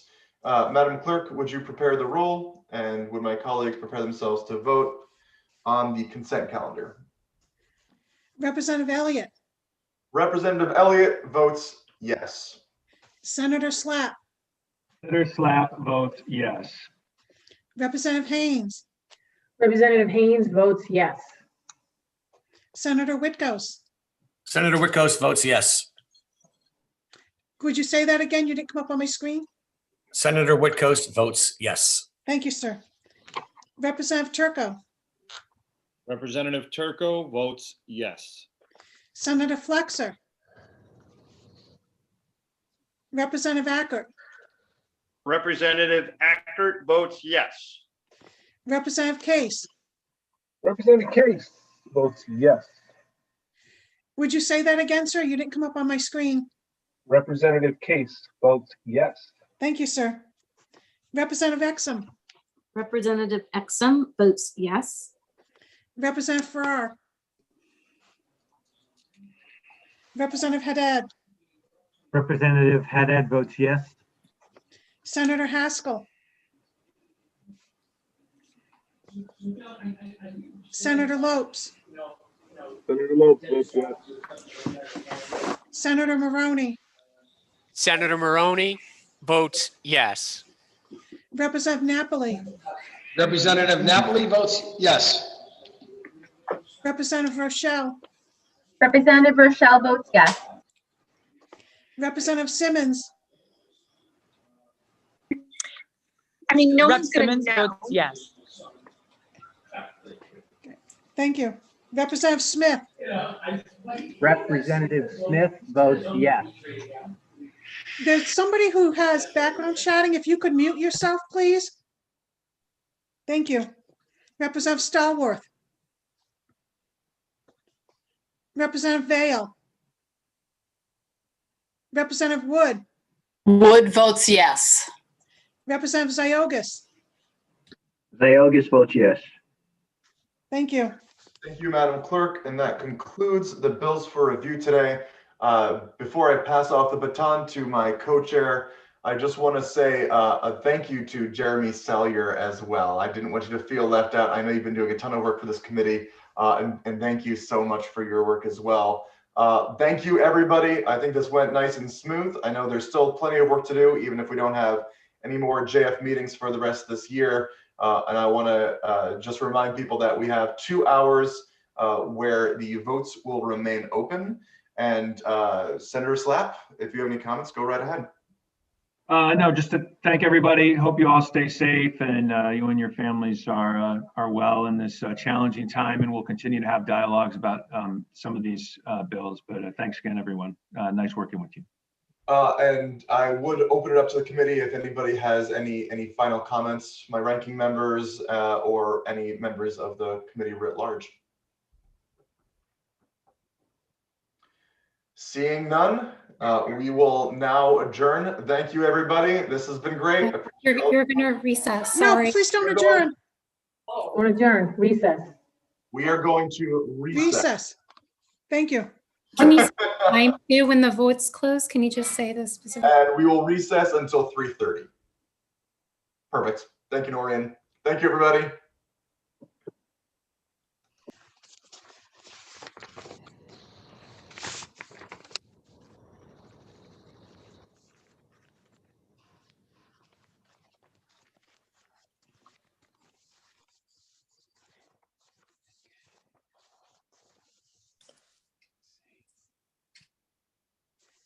Rep Exum, are you still here? Nope, she's gone. Madam Clerk, Yep, everybody don't go anywhere if you've missed some votes. I'm just trying to look through my list. Senator Haskell, are you still here?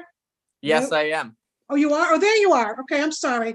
House Bill 6582, an act concerning unemployment benefits for adjunct faculty. Senator Haskell votes yes. Okay, hang on. Let me just. Senator Haskell, don't go anywhere. I'm going to go through all of them for you, get you out of the way. House Bill 6231, an act concerning health insurance benefits for part-time faculty employed by the Connecticut State University System. Senator Haskell votes yes. Let me, hang on 1 minute. Senate Bill 881, an act concerning workforce development. The governor's bill? Yes, sir. Senator Haskell votes yes. Senate Bill 851, an act concerning workforce development. Senator Haskell votes yes.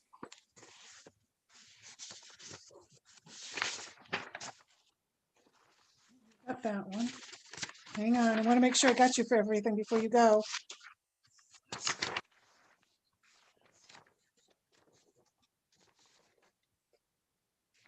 Okay, this is House Bill 5108, an act requiring public institutions of higher education to establish a policy regarding freedom of expression on campus. Senator Haskell votes yes. Okay, and I just want to double check. Oh, the consent calendar. Senator Haskell votes yes. Thank you very much, sir. Madam Clerk, one quick question. There was an Yes. issue with the Senate bill that I think pertained to the Learn Here, Live Here program, but also an amendment was made. Do I need to vote on that amendment? The amendments were voice votes. Got it. And I already voted on the underlying bill. Yes, All right. Thank you very much, so ma'am. that's all good. Thank you very much. Bye, Jeannie. Bye. Okay, who wants to go next? Representative Simmons, are you here, or Representative Stallworth? Hi, Jeannie, I'm here. Hi. I'm so sorry I missed those votes. Well, you know, it's that time of year. Okay. Okay, first one is 658, House Bill 6582, an act concerning unemployment benefits for adjunct faculty. Yes, Rep. Simmons votes yes. Next is House Bill 6231, an act concerning health insurance benefits for part-time faculty employed by the Connecticut State University System. Yes, Simmons, yes.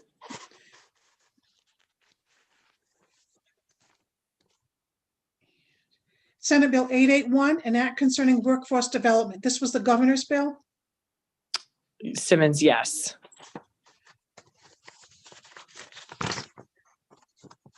My papers are sticking. Oh, come on. And then Senate Bill 851, an act concerning workforce development. Yes, Simmons, yes.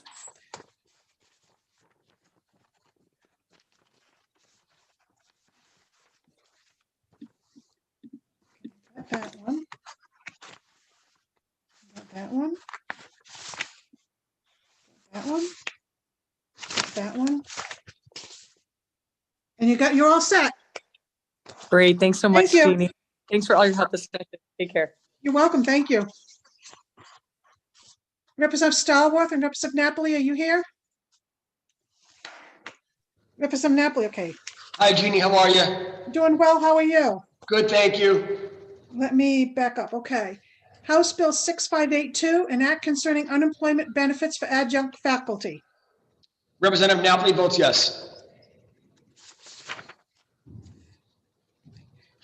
House Bill 6231, an act concerning health insurance benefits for part-time faculty employed by the Connecticut State University System.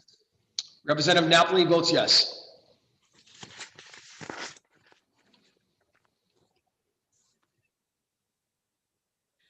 Senate Bill 881, an act concerning workforce development. This one's the governor's bill. Representative Napoli votes yes.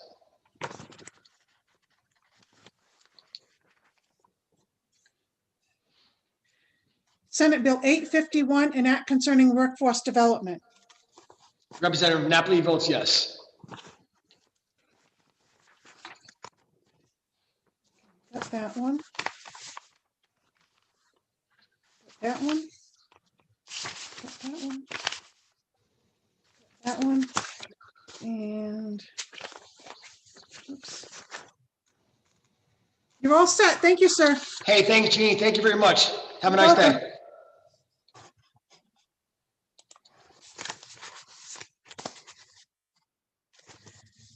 Representative Haynes, are you here? I think you missed. You're muted. I know. Let me I get did back miss through a my couple. papers. I missed the two placeholder bills, I think. 13 I and just want to look 14. at them all just to make sure, Okay. because I just get nervous like that. I'm glad you do. Thank you. Okay, the first one is House Bill 6402, an act concerning higher education. That is one of the placeholders, I'm pretty sure. Yep. Haynes votes yes. And then we have Senate Bill 850, an act concerning various revisions to the higher education statutes. Haynes votes yes. Got that one. And you got the consent calendar. Okay, you're all set. Thank you very much. You're welcome. Thank you. Rep. Stallworth, are you with me? I am here, Okay, you ready? ready. First one for you, House Bill 6582, an act concerning unemployment benefits for adjunct faculty. Yes.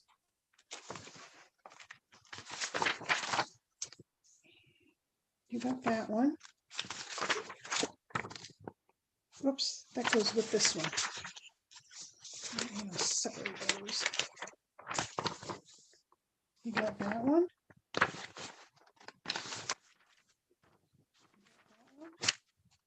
Okay, next we have Senate Bill 6400, an act concerning post-secondary education. Representative Stallworth votes yes.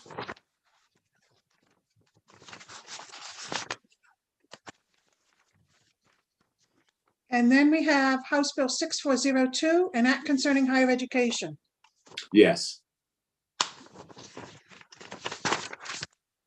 And Senate Bill 850, an act concerning various revisions to the higher education statutes. Yes. And House Bill 5108, an act requiring public institutions of higher education to establish a policy regarding freedom of expression on campus. Yes. And the consent calendar. Yes. Okay, you're all set. Thank you, sir. Okay, thank you. Have a good day. You too. Take care. Thank you. Hi. Rep. Farrar? Hi. Okay, let me. Thanks for Okay. taking care of us. What? This is the part that gets me kind of nervous. I don't want to miss anybody for a vote. I know. It's just madness. Okay, you ready? I'm going to start with Yeah, House I Bill have- 6582, an act concerning unemployment benefits for adjunct faculty. Yes.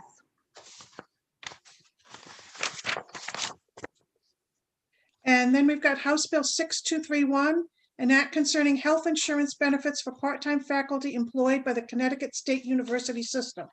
Yes.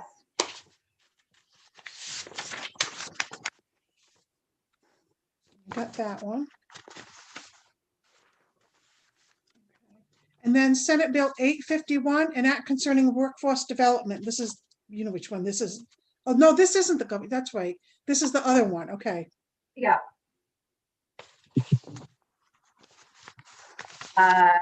Yeah. Yes. Okay. You got that one. That one. But not this one. Okay. So now we're on Senate Bill 850, an act concerning various revisions to the higher education statutes. Yes. And House Bill 5108, an act requiring public institutions of higher education to establish a policy regarding freedom of expression on campus. No. And the consent calendar. Yes. Okay, thank you very much. I appreciate it. Thanks, Jeannie. Okay, talk to you later. Bye. Yep. Have a good rest of your day. Thanks. Bye.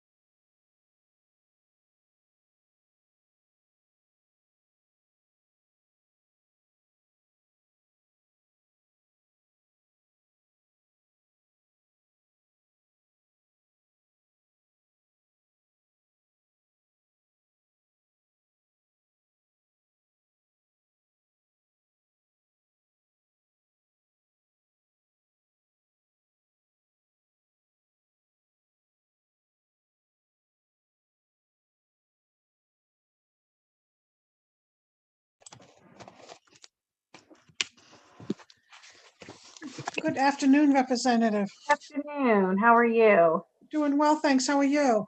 Doing well, thank you. Oh, okay, you've got a couple of them here. Okay. We'll start with House Bill 6582, an act concerning unemployment benefits for adjunct faculty. Representative Exum votes yes. Okay, and next we have House Bill 6231, an act concerning health insurance benefits for part-time faculty employed by the Connecticut State University System. Representative Exum votes yes. Just want to make sure you got that one. Oh, we got one more. Senate Bill 851, an act concerning workforce development. Representative Exum votes yes. Got that one.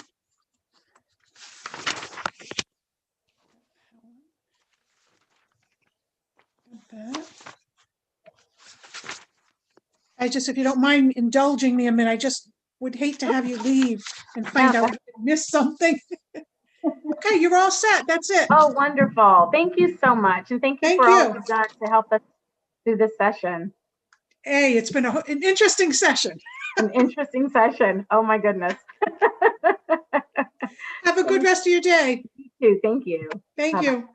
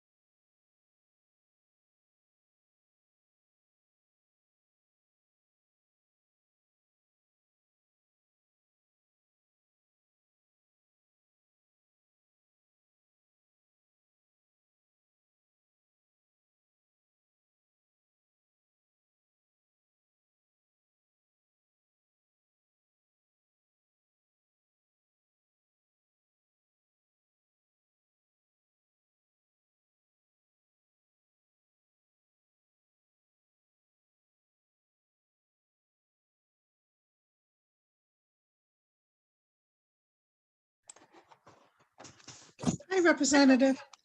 Hi, finally made it. So I'm going to read through the bills for you, okay? Okay. So the first one is House Bill 6582, an act concerning unemployment benefits for adjunct faculty. No.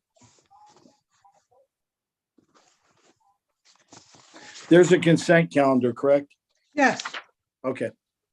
And next one is House Bill 6231, an act concerning health insurance benefits for part-time faculty employed by the Connecticut State University system. No. Or Rep. Vale votes no. Thank you. And next is Senate Bill 881, an act concerning workforce development. This is the governor's bill. Rep. Vale votes no.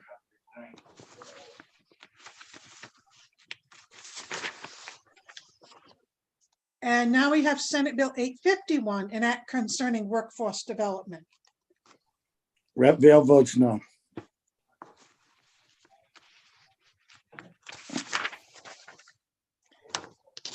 And now we have House Bill 6400, an act concerning post-secondary education. Representative Vale votes no.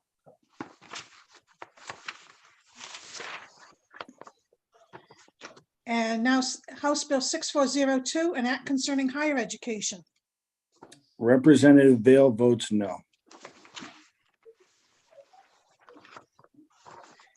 And now Senate Bill 850, an act concerning various revisions to the higher education statutes. Representative Vale votes no.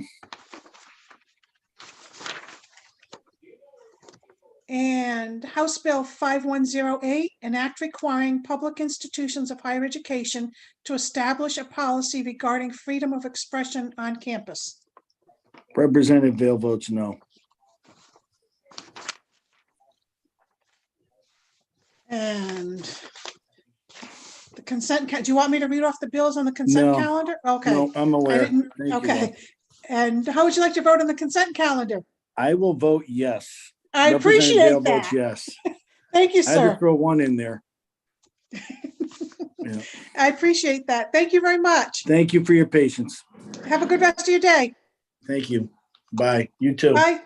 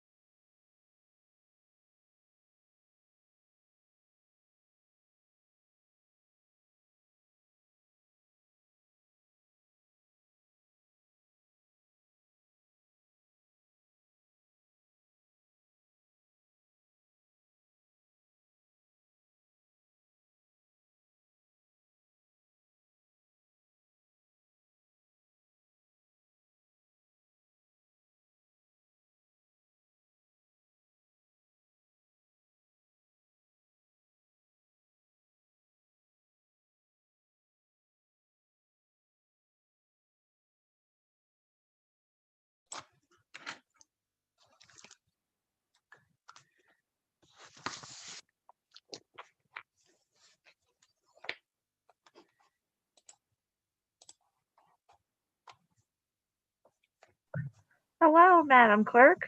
Hi, Senator Flexer. I am the queen of multitasking today. May I ask you to please turn your camera on?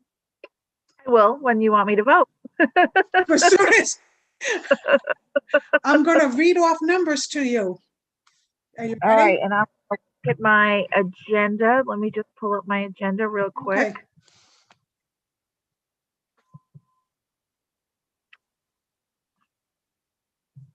Okay, go ahead. I'm going to start with House Bill 6582, an act concerning unemployment benefits for adjunct faculty. Oh, okay, so you're going to tell me the bills that I need to vote on, not the ones that, and then we'll do the consent calendar? Yes. Okay, great. All right, I am Senator Flexer, votes yes. Thank you. And next we have House Bill 6231, an act concerning health insurance benefits for part-time faculty employed by the Connecticut State University System. Thank you, Madam Clerk. Senator Flexer votes yes. And moving forward, you can just read me the bill number because I do have the agenda in front of me. So thanks for that thoroughness. Next is Senate Bill 881. This one's the governor's bill. Yep, Senator Flexer votes yes.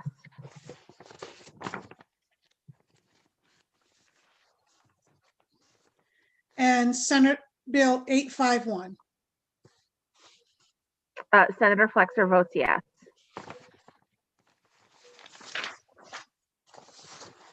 And House Bill 6400. Senator Flexer votes yes.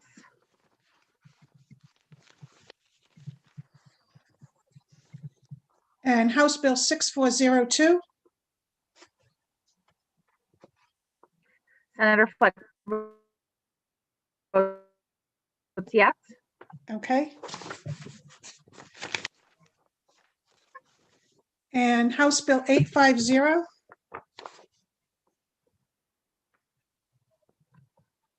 Oh, I'm sorry, Madam Clerk. I think I'm on too many Zooms at the same time. What did you say? Senate Bill 850.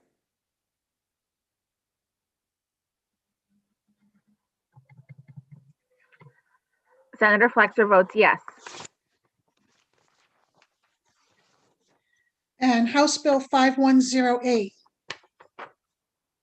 Senator Flexer votes no. Okay. And do you want me to read off what's on the consent calendar or? No, can you tell me what was not on the consent calendar from the agenda? There was one bill that there's no action on, 6401. And that was the only, that bill we're having no action on. Okay, I see which bill that is. Okay, great. So everything left that you have not voted on is on the consent calendar. Okay, Senator Flexer votes yes on the consent calendar. I appreciate that. Lovely to see you today, Madam Clerk. Have a great afternoon. Good to see you. You too, thanks. Bye. Bye.